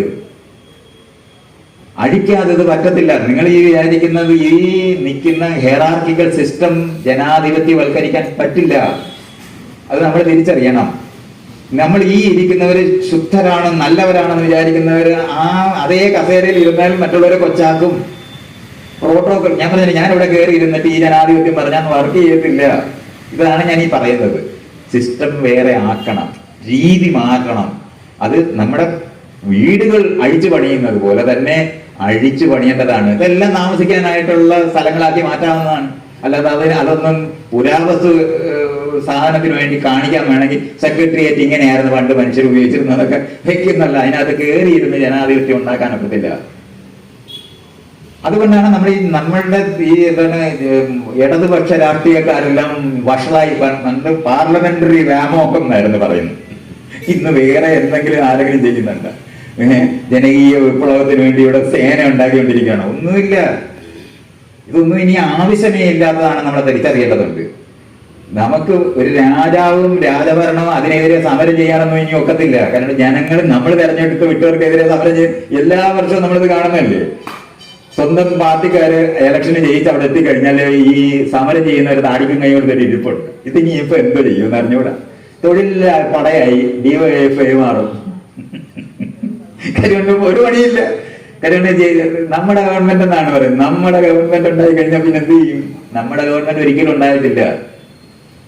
ഉദ്യോഗസ്ഥരാണ് യഥാർത്ഥത്തിൽ ഭരിക്കുന്നത്. അവരാണ് 30-40 വർഷം അവിടെ ഇരിക്കുന്നത്. അവരെ ആരും ഒന്നും ചെയ്യാനൊക്കത്തില്ല. അവരെ ആകെ കൈക്കൂലിക്ക് വേണ്ടി ട്രാൻസ്ഫർ ചെയ്യാം, വേറെ ഒന്നും ചെയ്യാനൊക്കത്തില്ല. ഇത് ഈ വേരുണ്ടാകാതിരിക്കാൻ, രാഷ്ട്രീയ അവബോധം ഉണ്ടാകാതിരിക്കാൻ അവർക്ക് ഉദ്യോഗസ്ഥന്മാരെ സ്ഥലം മാറ്റിയിരുന്നത് തുടരുന്നുകൂടാ. അതൊക്കെ നിർത്തണം. ജനങ്ങളുമായി സമ്പർക്കം ഉണ്ടാകും. ഒരു എന്താണ് ബാങ്ക് ഉദ്യോഗസ്ഥൻ, അയാൾക്ക് ചുറ്റുപാടുമുള്ള ആൾക്കാരെ പറ്റി അറിവുണ്ടാകണം. കളക്ടർ ഇത് 1.5 വർഷം 2 വർഷമാണ് ഒരു കളക്ടർ ഇരിക്കുന്നത്. അവൻ എന്ത് ചെയ്താലും അവൻ ആരംഭിച്ച സാധനം ഇവിടെ കിടക്കും. നിങ്ങൾ വെറുതെ നോക്കിയാൽ മതി. ഗവൺമെന്റ് ആരംഭിച്ച ഏത് സാധനമെങ്കിലും കൊള്ളത്തിലെന്ന് പറയാൻ പറ്റുന്ന എന്തെങ്കിലും ഉണ്ടോ? പക്ഷെ നിങ്ങൾ അത് നോക്കി ഒരു കൊല്ലം കഴിഞ്ഞ് നോക്കിയാൽ മതി, തകർന്ന തരിപ്പണമായിട്ട് അവിടെ കിടക്കും. എന്തുകൊണ്ടാ? ആരുടേതുമല്ലാത്ത സ്വത്ത് ലോകത്തുണ്ടാക്കി നമ്മൾ ഈ രീതിയിൽ. KSRT ബസ്സിനകത്ത് കയറിയിരിക്കുന്ന ഡ്രൈവറുടെ ചോദിച്ചാൽ ഈ വണ്ടി തന്നെയാണോ എന്ന് ചോദിച്ചാൽ അല്ല. അതിനകത്തിരിക്കുന്ന കണ്ടക്ടറോട് ചോദിച്ചാൽ അല്ല. അതിനകത്ത് യാത്രക്കാരോട് ചോദിച്ചാൽ അതല്ലേ അല്ല. ആരുടേതും അല്ലാത്ത പ്രോപ്പർട്ടി ഉണ്ടാക്കാൻ മാത്രമേ ഇതൊക്കെ ഉണ്ടായിട്ടുള്ളൂ. ഒരു പ്രയോജനമില്ല. ഉത്തരവാദിത്തമില്ലാത്ത മനുഷ്യരായി മാറാനേ അതൊക്കെ സഹായിച്ചിട്ടുള്ളൂ. നമ്മുടേതാണെന്ന് നമുക്ക് തോന്നണമെന്നുണ്ടെങ്കിൽ ഈ പറയുന്ന രീതിയിൽ പറ്റില്ല. ഹൈറാർക്കിക്കലായ സിസ്റ്റം, അതാണ് സനാതനം. സനാതന ധർമ്മത്തിന്റെ ഏറ്റവും വലിയ സാധനമാണത്. അതങ്ങനെ മനസ്സിലാക്കാതെ എന്തോ ഒരു ഐഡിയോളജിയാണെന്ന് തെറ്റിദ്ധരിക്കുന്നത് കൊണ്ടാണ് നിങ്ങൾ ഈ വരുന്നോണ്ട് പറയുന്നത്. അതൊക്കെ പോയിട്ട് നമ്മൾ എത്ര നാളായിട്ട് ഈ രാമായണ മഹാഭാരതവും കാറ്റിന് കൊള്ളത്തില്ലെന്ന് എനിക്ക് 40 കൊല്ലം ഞാൻ പറഞ്ഞിട്ടുണ്ട്. ചരിത്ര പുസ്തകമായിട്ട് വായിക്കാനല്ലാതെ വേറെ ഒന്നിനും അത് കൊള്ളത്തില്ല. അതിനകത്തൊന്നും ഒന്നും പഠിക്കാനില്ല. പക്ഷെ രാമായണ മാസം ആചരിക്കുന്നിടത്തായി എല്ലാവരും കൂട്ടമായിട്ട് പോയിട്ട് ഇത് ചെയ്തുകൊണ്ടിരിക്കുകയാണ്. കച്ചവടം നടക്കുന്ന സ്ഥലമായതുകൊണ്ടാണ് തൃശ്ശൂരിൽ ആട് കൂടുന്നത്. അല്ലാതെ നിങ്ങൾ വിചാരിക്കുന്നുണ്ടോ വടക്കന്നാഥനെ കാണാനാണ് ആ ആള് കൂടുന്നത്? നിങ്ങൾ ശബരിമല സീസൺ ആവുമ്പോൾ നിന്റെ കാശ് ഞാൻ തിരിച്ചു തരാം എന്ന് പറയുന്ന നമ്മൾ കച്ചവടം ചെയ്യുന്നവരാണ്. പക്ഷെ ഇപ്പോഴും നമ്മൾ പറയും കച്ചവടക്കാര് മോശമാണെന്ന് പറയും. ആരാ ഈ കച്ചവടക്കാര് മോശമാണെന്ന് പഠിപ്പിച്ചത്? ഭൂ ഉടമകളാണ് പഠിപ്പിച്ചത്. അവരുടെ വീട്ട് കാശുണ്ടാക്കുന്നവരായി മാറുന്ന കണ്ടപ്പം കച്ചവടം ചെയ്യത്തില്ലെന്ന് നമ്മൾ ഇപ്പോഴും അത് പറയും. ഞാനൊന്നും കച്ചവടം ചെയ്യത്തില്ലെന്ന്. ലോകത്തിന് പരസ്പരം പ്രയോജനമുള്ള ഒരു പ്രവർത്തനമാണ് ഈ കച്ചവടം. നിങ്ങൾ ജീവിക്കുമ്പോൾ ഞാനും കൂടെ ജീവിക്കുന്ന നിലവാരത്തിൽ ഒരു ഹോട്ടൽ തുടങ്ങിയവൻ അവന്റെ വീട്ടുകാർക്ക് വേണ്ടിയാണ് ഹോട്ടൽ തുടങ്ങിയെങ്കിലും നമ്മളെല്ലാം ഭക്ഷണം കഴിക്കുന്ന അവിടെ നിന്നാണെന്ന് അറിയണം. അങ്ങോട്ടും ഇങ്ങോട്ടും സഹായിച്ചിട്ട് തന്നെയാണ് ഒരു ഓട്ടോറിക്ഷ ഓടിക്കുന്നത്. ഓട്ടോറിക്ഷക്കാരനോട് ചോദിച്ചാൽ അവന് വേണ്ടിയാണ് ആ ഓട്ടോറിക്ഷ ഓടിക്കുന്നതെന്ന് പറയും. പക്ഷെ നമ്മളെല്ലാം യാത്ര ചെയ്യുന്ന ഓട്ടോറിക്ഷയിലാണ്. മഹാന്മാരല്ലാത്ത ഒരാളും നാട്ടിലില്ല. മറ്റുള്ളവർക്ക് വേണ്ടി ജീവിച്ച് തന്നെ നമുക്ക് മരിക്കാനൊക്കെ പറ്റുള്ളൂ. അല്ലാതെ ചെലവന്മാരും മഹാന്മാരും ബാക്കിയുള്ളൊരു മഹാന്മാരും അല്ല. ലോകത്ത് ജീവിക്കുന്നുണ്ടോ എല്ലാവർക്കും വേണ്ടി ജീവിക്കാനൊക്കെ പറ്റുള്ളൂ. പക്ഷെ അങ്ങനെ അല്ലെന്ന് വിചാരിച്ച് ജീവിക്കാൻ പറ്റും. അതാണ് നമ്മൾ ഈ പറയുന്ന സനാതന ധർമ്മ മൂല്യം. ജീവിച്ചുകൊണ്ടിരിക്കുന്നത് അസംബന്ധമാണെന്നും ഇനി എത്തിച്ചേരേണ്ടതാണെന്ന് പഠിപ്പിക്കുന്നതാണ് അതിന്റെ ഫലം. നമ്മളിത് തിരിക്കേണ്ടത് ഈ ലോകത്തിന്റെ യാഥാർത്ഥ്യത്തിനെ പറ്റി പഠിപ്പിക്കുന്ന സ്ഥലം. ഇവിടെയാണ് നമ്മൾ ജീവിക്കുന്നതെന്ന്, ഈ ജീവിതത്തിനകത്താണ് നമ്മൾ മനസ്സിലാക്കേണ്ടതെന്ന് അറിയുന്ന സ്ഥലമാണ്. ആ മേഖലകൾ മനസ്സിലാക്കിക്കൊണ്ട് ചെയ്യുന്ന പ്രവൃത്തികൾ പഞ്ചായത്തിൽ ആരംഭിക്കണമെന്നാണ് ഞാൻ പറയുന്നത്. പഞ്ചായത്ത് മാറ്റി ജനങ്ങളുടെ ഇടമാക്കി മാറ്റി സമാന്തരമായ ക്രമീകരണവും സേവനവും കൊടുക്കുന്ന ഇടങ്ങൾ വികസിപ്പിക്കുന്നത് വഴി നമുക്ക് ഈ പറയുന്ന ഇൻസ്റ്റിറ്റ്യൂഷൻസ് കൂട്ടാൻ പറ്റും. അല്ലെന്നുണ്ടെങ്കിൽ നിങ്ങളെ ഇതെടുത്ത് ഉപയോഗിക്കാൻ പറ്റില്ല. തോക്ക് വെച്ച് വെടിവെക്കാനേ പറ്റൂ. അത് ഉപയോഗപ്രദമായി ഉപയോഗിക്കാൻ പറ്റില്ല. അതിന് വേറൊരു ഉപയോഗവും ഇല്ല. ഭരിക്കാൻ ഉണ്ടാക്കിയിരിക്കുന്ന സിസ്റ്റം ഉപയോഗിച്ചുകൊണ്ട് നിങ്ങൾക്ക് ജനാധിപത്യ മൂല്യങ്ങൾ കൊടുക്കാൻ പറ്റത്തില്ല. നല്ല ഉദ്യോഗസ്ഥരില്ല, നല്ല രാജാവില്ല, നല്ല കോടതിയില്ല എന്നറിയണം. നല്ല ഭരണവും ഇല്ല. ഞാൻ നിർത്തി.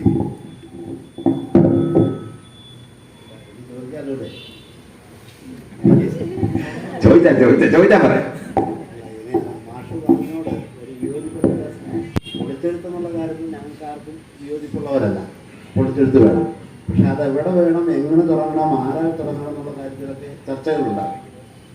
പക്ഷേ നമ്മൾ മനസ്സിലാക്കേണ്ട ഒരു മറ്റൊരു വിയോജിപ്പ് പറയുന്നത്, ഈ നവോത്ഥാന കാലഘട്ടത്തിൻ്റെ ആദ്യ സമയത്ത് എത്ര പെരുമാക്കൾ ശങ്കരാചാര്യന്മാർ, എത്രയോ തുഞ്ചന്മാരും എന്ന് പാടിയ ആശാന്റെ വാക്കുകൾ, ഇതിനൊക്കെ പ്രതികാരം ചെയ്യാതടങ്ങുമോ പദ്ധതിനെ നിങ്ങളുടെ പിന്മുറക്കാർ എന്ന് പാടിയ തെങ്ങുമ്പുഴയുടെ വരികളുണ്ട്.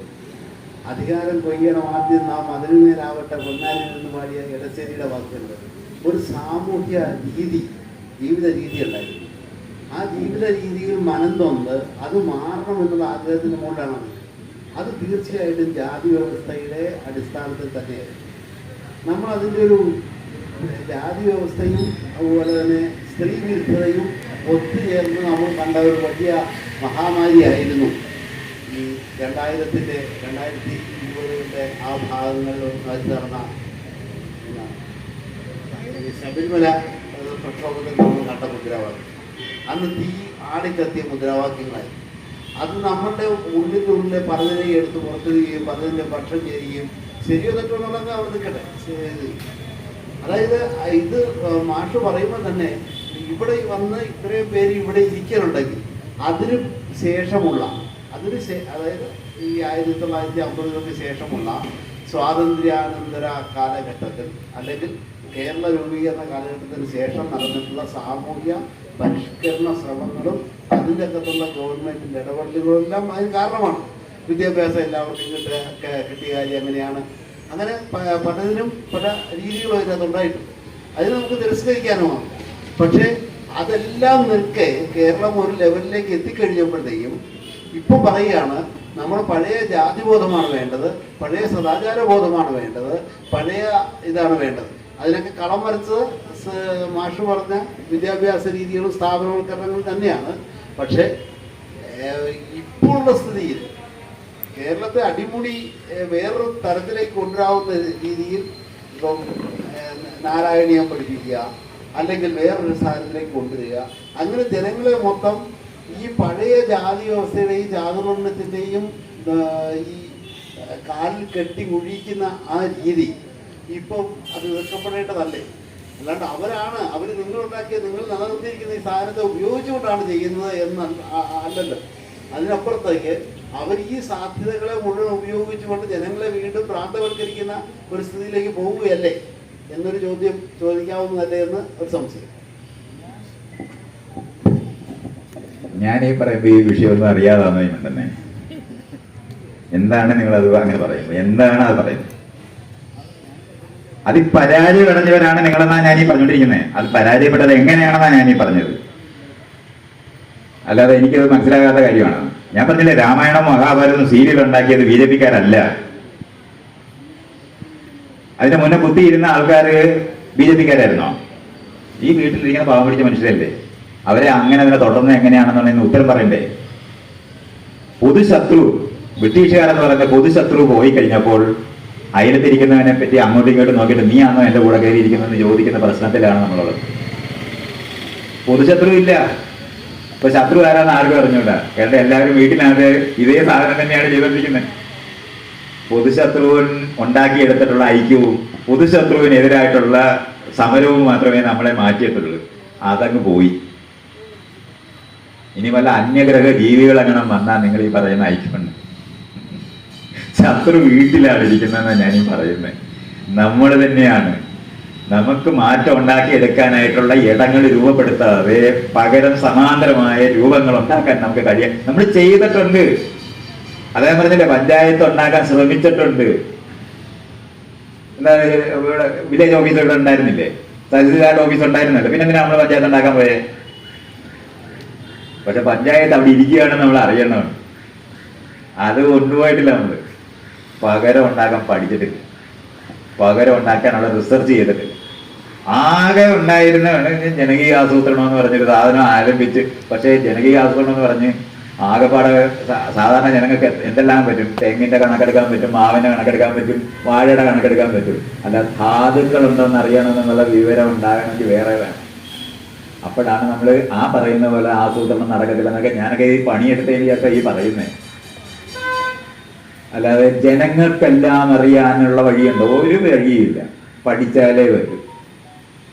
ആ പഠനം നടക്കുന്ന സ്ഥലങ്ങള് ഒരു ക്ലാസ് റൂമിനകത്ത് ഇതുവരെ ഭരണഘടന പഠിപ്പിക്കാതിരുന്നതിന് ആരുത്തരം പറയും? നിങ്ങൾ പറ. ഇടതുപക്ഷക്കാരായിരിക്കുന്ന ആൾക്കാരുള്ള നാടാണല്ലോ ഇത്. എന്തുകൊണ്ട് ഭരണഘടന ക്ലാസ് റൂമിൽ വായിക്കപ്പെട്ടിട്ടില്ല ഇതുവരെ? രാവിലെ അതെന്തുകൊണ്ട് വായിക്കപ്പെട്ടില്ല? അതുകൊണ്ട് അതൊന്നും പറയണ്ട, ചെയ്യേണ്ടതൊന്നും ചെയ്തിട്ടില്ല. അതെന്തുകൊണ്ടുള്ള തിരിച്ചടിയാണ് ഈ കാണുന്നത്. അത് മനസ്സിലാക്കേണ്ടതുണ്ട്. ചെയ്യേണ്ട സമയത്ത് ചെയ്യേണ്ട കാലത്ത് ചെയ്യപ്പെടാതിരുന്നാൽ അതെല്ലാം തിരിച്ചു വരും. കാരണം തിരിച്ചു വരികയല്ല, അത് അവിടെ ഉള്ളതാണ്. ആരും പറയണ്ട. ഇവിടെ ഇടിഞ്ഞു പൊളിഞ്ഞു കിടന്നിരുന്ന സകല ക്ഷേത്രവും പുനരുദ്ധരിച്ചില്ലേ? അതെങ്ങനെ സംഭവിച്ചു? എങ്ങനെ സംഭവിച്ചു? പണവുമായിട്ട് ഗൾഫിൽ നിന്ന് ആൾക്കാർ വരുമ്പം അവർക്ക് അത് എന്ത് ചെയ്യണമെന്ന് അറിഞ്ഞുകൂടാതെ വരുന്നവരെ കൊണ്ടാണ് അത് മുഴുവൻ ജയിച്ചത്. അവർക്ക് സാമൂഹികമായ സ്ഥാനം കിട്ടുന്ന സ്ഥലങ്ങളായി സകല ഉത്സവങ്ങളും മാറിയത് കൊണ്ടാണ് അത് മുഴുവൻ ഉണ്ടായത്. ആ ധനമൊക്കെ വേറെ തരത്തിൽ ഉപയോഗിക്കാൻ അറിഞ്ഞുകൂടാതെ ഇരിക്കുന്ന സംവിധാനങ്ങളെ പറ്റിയുള്ള അറിവില്ലാത്തതുകൊണ്ടാണ് നടക്കാത്തത്. നമ്മളിതൊക്കെ, എനിക്ക് ഈ വിഷയം അറിയാതല്ല, ഞാൻ പറഞ്ഞില്ലേ, കേരളം ഒരു രാജ്യമായിരുന്നെങ്കിൽ ഞാനൊന്ന് ശ്രമിച്ചേനെ. പക്ഷെ എന്തോ ചെയ്യാൻ, ജയിലിൽ കിടന്ന് ചത്തുപോകുമെന്ന് അറിയുന്ന കാരണം കൊണ്ട് മാത്രമാണ് അത് ചെയ്യാം. ഇപ്പോഴത്തെ അവസ്ഥയിൽ അത് കഴിയും. അതുകൊണ്ട് ഇത് പുതിയൊരു പ്രശ്നമായിട്ടൊന്നുമല്ല ഞാൻ കാണുന്നത്. കോൺസ്റ്റിറ്റ്യൂവന്റ് അസംബ്ലിക്കകത്ത് വി ദ പീപ്പിൾ എന്ന് പറയുന്നതിന് നേരിയ മുൻതൂക്കം മാത്രമേ ഉണ്ടായിരുന്നുള്ളൂ. അവിടെ in the name of the God എന്ന് പറഞ്ഞിരുന്ന വിഭാഗം വിജയിച്ചത് സമൂഹത്തിനകത്താണ് നമ്മളിപ്പോൾ നിൽക്കുന്നത്. അത്ര മനസ്സിലാക്കിയാണ്. അതിനകത്ത് പരാജയം വന്നത് ഈ ക്രമഘടന എങ്ങനെയാണ് നമ്മുടെ ഈ സിസ്റ്റത്തിനെ നമുക്ക് മാറ്റി പുതിയത് രൂപപ്പെടുത്തണമെന്നുള്ള അറിവില്ലായ്മ കൊണ്ടാണ് നമ്മൾ തോറ്റുപോയത്. ഞാനൊക്കെ വേറെ സ്ഥലത്തൊക്കെ ഉണ്ട്, സമത്വമൊക്കെ വേണമെന്നുണ്ട്. പക്ഷെ അത് എങ്ങനെ ചെയ്യണമെന്നും എന്ത് ചെയ്യണമെന്നും അതിനുള്ള ഫോംസ് കണ്ടുപിടിക്കാൻ നമ്മളുണ്ടാക്കിയ രാഷ്ട്രീയ പാർട്ടികൾ മുഴുവൻ മേല് കീഴ് തന്നെയാണ്. സേനകളാണ് നമ്മൾ ഉണ്ടാക്കിയത്. അല്ലാതെ ജനാധിപത്യത്തിന്റെ ഒരു രാഷ്ട്രീയ പാർട്ടി പോലും ഉണ്ടാക്കാൻ ഇതുവരെ പഠിച്ചിട്ടില്ല. നമ്മുടെ ഒരു രാഷ്ട്രീയ പാർട്ടിക്ക് അത് ജനാധിപത്യം സാധ്യമല്ല. ഇതൊക്കെ നമ്മളറിയണം. നമ്മുടെ ഈ സേനയാണ് ഉണ്ടാക്കിയത്. അത് രാജാവിനെ തോൽപ്പിക്കാൻ വേണ്ടിയുള്ള സിദ്ധാന്തം ഉണ്ടായിരുന്ന കാലത്താണ് ആ സേന ഉണ്ടാക്കിയത്. അതൊന്നും ഇന്ന് ആവശ്യമില്ല. ഭരണഘടന വരുന്ന സമയത്ത് ഈ നമ്മുടെ നമ്മുടെ പാർട്ടികൾ മുഴുവനും ഒബ്സലേറ്റ് ആകും. അത് തിരിച്ചറിയാനുള്ള അറിവ് അന്നില്ല. എനിക്കില്ലായിരുന്നു. ഞാനൊരു 10 കൊല്ലം ആയിട്ടുള്ളൂ ഈ എന്താണ് ഈ തല പൊട്ടിച്ചിട്ട് കാര്യം നടക്കത്തില്ല എന്ന് മനസ്സിലാക്കുന്നത്. ഇപ്പൊ ഞാൻ ഈ പറയുന്ന കാര്യങ്ങൾ ഒരു 10 വർഷത്തിന് മുമ്പ് എന്നോട് ചോദിച്ചാൽ എനിക്ക് പറഞ്ഞുകൂടാ. പക്ഷെ ഇത് ചെയ്യാതെ സമാന്തരമായ പുത്തൻ രൂപങ്ങൾ ഉണ്ടാക്കാം. കാറുണ്ടാക്കുന്നത് പോലെ നമ്മൾ കാളവണ്ടി നിരോധിച്ചിട്ടല്ല കാളവണ്ടി പോയത് റോഡിൽ നിന്ന്. റോഡുണ്ടായും പെട്രോൾ പമ്പ് ഉണ്ടായും കാറ് വരുന്നത് വഴി അത് ഉപയോഗപ്രദമാണെന്ന് തിരിച്ചറിയുന്നത് വഴിയാണ് അത് മാറുന്നത്. അല്ലാതെ നിരോധിച്ചിട്ട് പോകുന്നതല്ല. അതൊന്നും സമാന്തരമായി കണ്ടുപിടിക്കേണ്ടതാണ്. എങ്ങനെയാണ് ജനാധിപത്യ സംസ്കാരം ഉണ്ടാകുന്നതെന്ന്, എങ്ങനെയാണ് ജനാധിപത്യ സംസ്കാരത്തിനനുസരിച്ചിട്ടുള്ള ഇൻസ്റ്റിറ്റ്യൂഷൻസ് ഉണ്ടാക്കേണ്ടതെന്ന് റിസർച്ച് ചെയ്യേണ്ടതുണ്ട്. അത് ചെയ്യാതെ നമ്മൾ ഇത് മാറ്റാൻ ശ്രമിച്ചാൽ സംശുദ്ധ ഭരണക്കാരുടെ യുക്തിക്ക് അപ്പുറത്ത് നമ്മൾ എത്തത്തില്ല. അത് വർക്ക് ചെയ്തില്ല.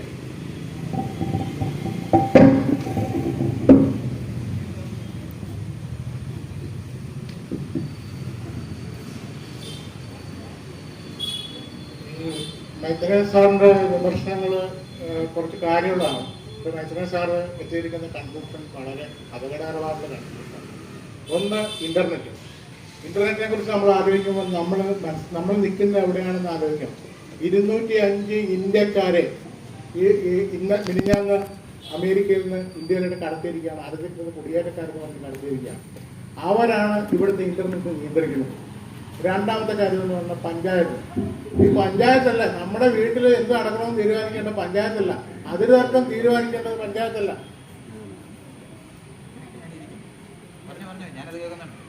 അതിര് തർക്കം തീരുമാനിക്കേണ്ടത് പഞ്ചായത്തല്ല. അതിനിവിടെ ഒരു നിയമവ്യവസ്ഥയുണ്ട്.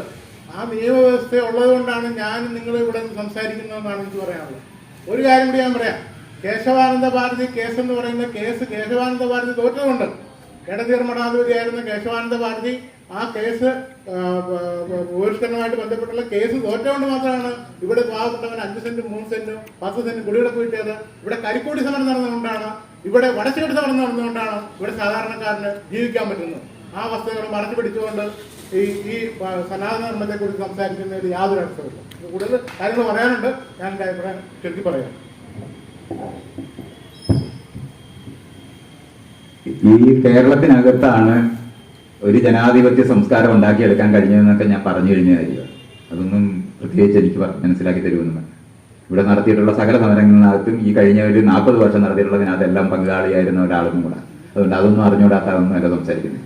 പക്ഷെ ചെയ്തുകൊണ്ടിരിക്കുന്ന നിയമവ്യവസ്ഥ എന്ന് പറയുന്നത് യൂണിയൻ ഗവൺമെന്റാക്കി മാറ്റാൻ നമുക്ക് കഴിയാതിരിക്കുന്നിടത്തോളം കാലം വടക്കേ ഇന്ത്യയിലെ മുതലാളിമാര് ഭരിക്കുന്ന ഒരു രാജ്യമായി ഇത് തുടരത്തേ ഉള്ളൂ. ഇവിടെ ഉണ്ടാക്കുന്ന പണം ഇവിടുത്തെ ബാങ്കിലിട്ടാൽ അങ്ങോട്ട് പോകും, ഇങ്ങോട്ട് വരത്തില്ല എന്നുള്ളത് ഇത്തവണത്തെ ബഡ്ജറ്റും കൂടെ പഠിച്ചിട്ട് അറിയാം. അതുകൊണ്ട് ഇവിടെ നടത്തിയിരിക്കുന്ന ക്ഷേമ പ്രവർത്തനങ്ങൾ ഒരെണ്ണം പോലും തുടരാൻ കഴിയാത്ത തരത്തിൽ ഈ ഗവൺമെന്റ് ക്ഷാവരിക്കും എന്നുള്ളതിന് സംശയമൊന്നും വേണ്ട. നമ്മൾ വിചാരിക്കുന്ന പോലെയല്ല, നിൽക്കത്തില്ല. സെൻട്രലൈസ് ചെയ്ത ഒരു സിസ്റ്റത്തിന്റെ കീഴിൽ ജനാധിപത്യം സാധ്യമല്ല. ഇതിന് സമാന്തരത ഉണ്ടാക്കിയേ പറ്റൂ. സമാന്തരമായ സാധനത്തിനെ ശ്വാസം മുട്ടിച്ച് കൊല്ലാനൊക്കുന്ന നിലവാരത്തിൽ സെൻട്രലൈസേഷൻ ഉണ്ട്. അത് ബ്രിട്ടീഷുകാർ ഉണ്ടാക്കിയതാണ്, അത് തുടരുന്നതാണ്. 1930-കളിൽ ഉണ്ടാക്കിയ നിയമങ്ങളാണ് ഇവിടുത്തെ പോലീസിലൊക്കെ ഇപ്പോഴും ഇരിക്കുന്നത്. ഈ ഇന്ത്യൻ ഭരണഘടനയ്ക്ക് അനുസൃതമായിട്ടുള്ള പോലീസിങ്ങേ പാടില്ല. നമുക്ക് ജനങ്ങളുടെ പൗരസഹായി എങ്ങനെയാണ് ഒരു ട്രാഫിക് പോലീസുകാരൻ നമ്മളിത് പെരുമാറുന്നത് പോലെ അവന്റെ പ്രയോജനപ്രദമായ സ്ഥലമാണ്. പോലീസ് എന്ന് പറഞ്ഞാൽ അധികാരമുള്ളവർ താഴോട്ട് ഭരിക്കാൻ ഉപയോഗിക്കുന്ന ഉപകരണമാണ്. അത് നിലനിർത്തിക്കൊണ്ട് ജനാധിപത്യം സാധ്യമല്ല. ഇന്നും പോലീസ് സ്റ്റേഷനിൽ പോകാൻ പരമാധികാരിയായ ജനങ്ങൾക്ക് പേടിയാണ്. കാരണം അത് പേടിക്കുന്ന സ്ഥലമാണെന്ന് അറിയുന്ന സ്ഥലമാണ്. ഇതൊക്കെയാണ് നമ്മൾ മനസ്സിലാക്കേണ്ടത്. സമാന്തരമായ സാധനങ്ങൾ രൂപപ്പെടുത്തുക എന്ന് പറയുന്നത് ജനാധിപത്യത്തിന് അത്യാവശ്യമാണ്. അല്ലാതെ മറ്റു കാര്യമൊന്നുമല്ല ഈ പറയുന്നത്.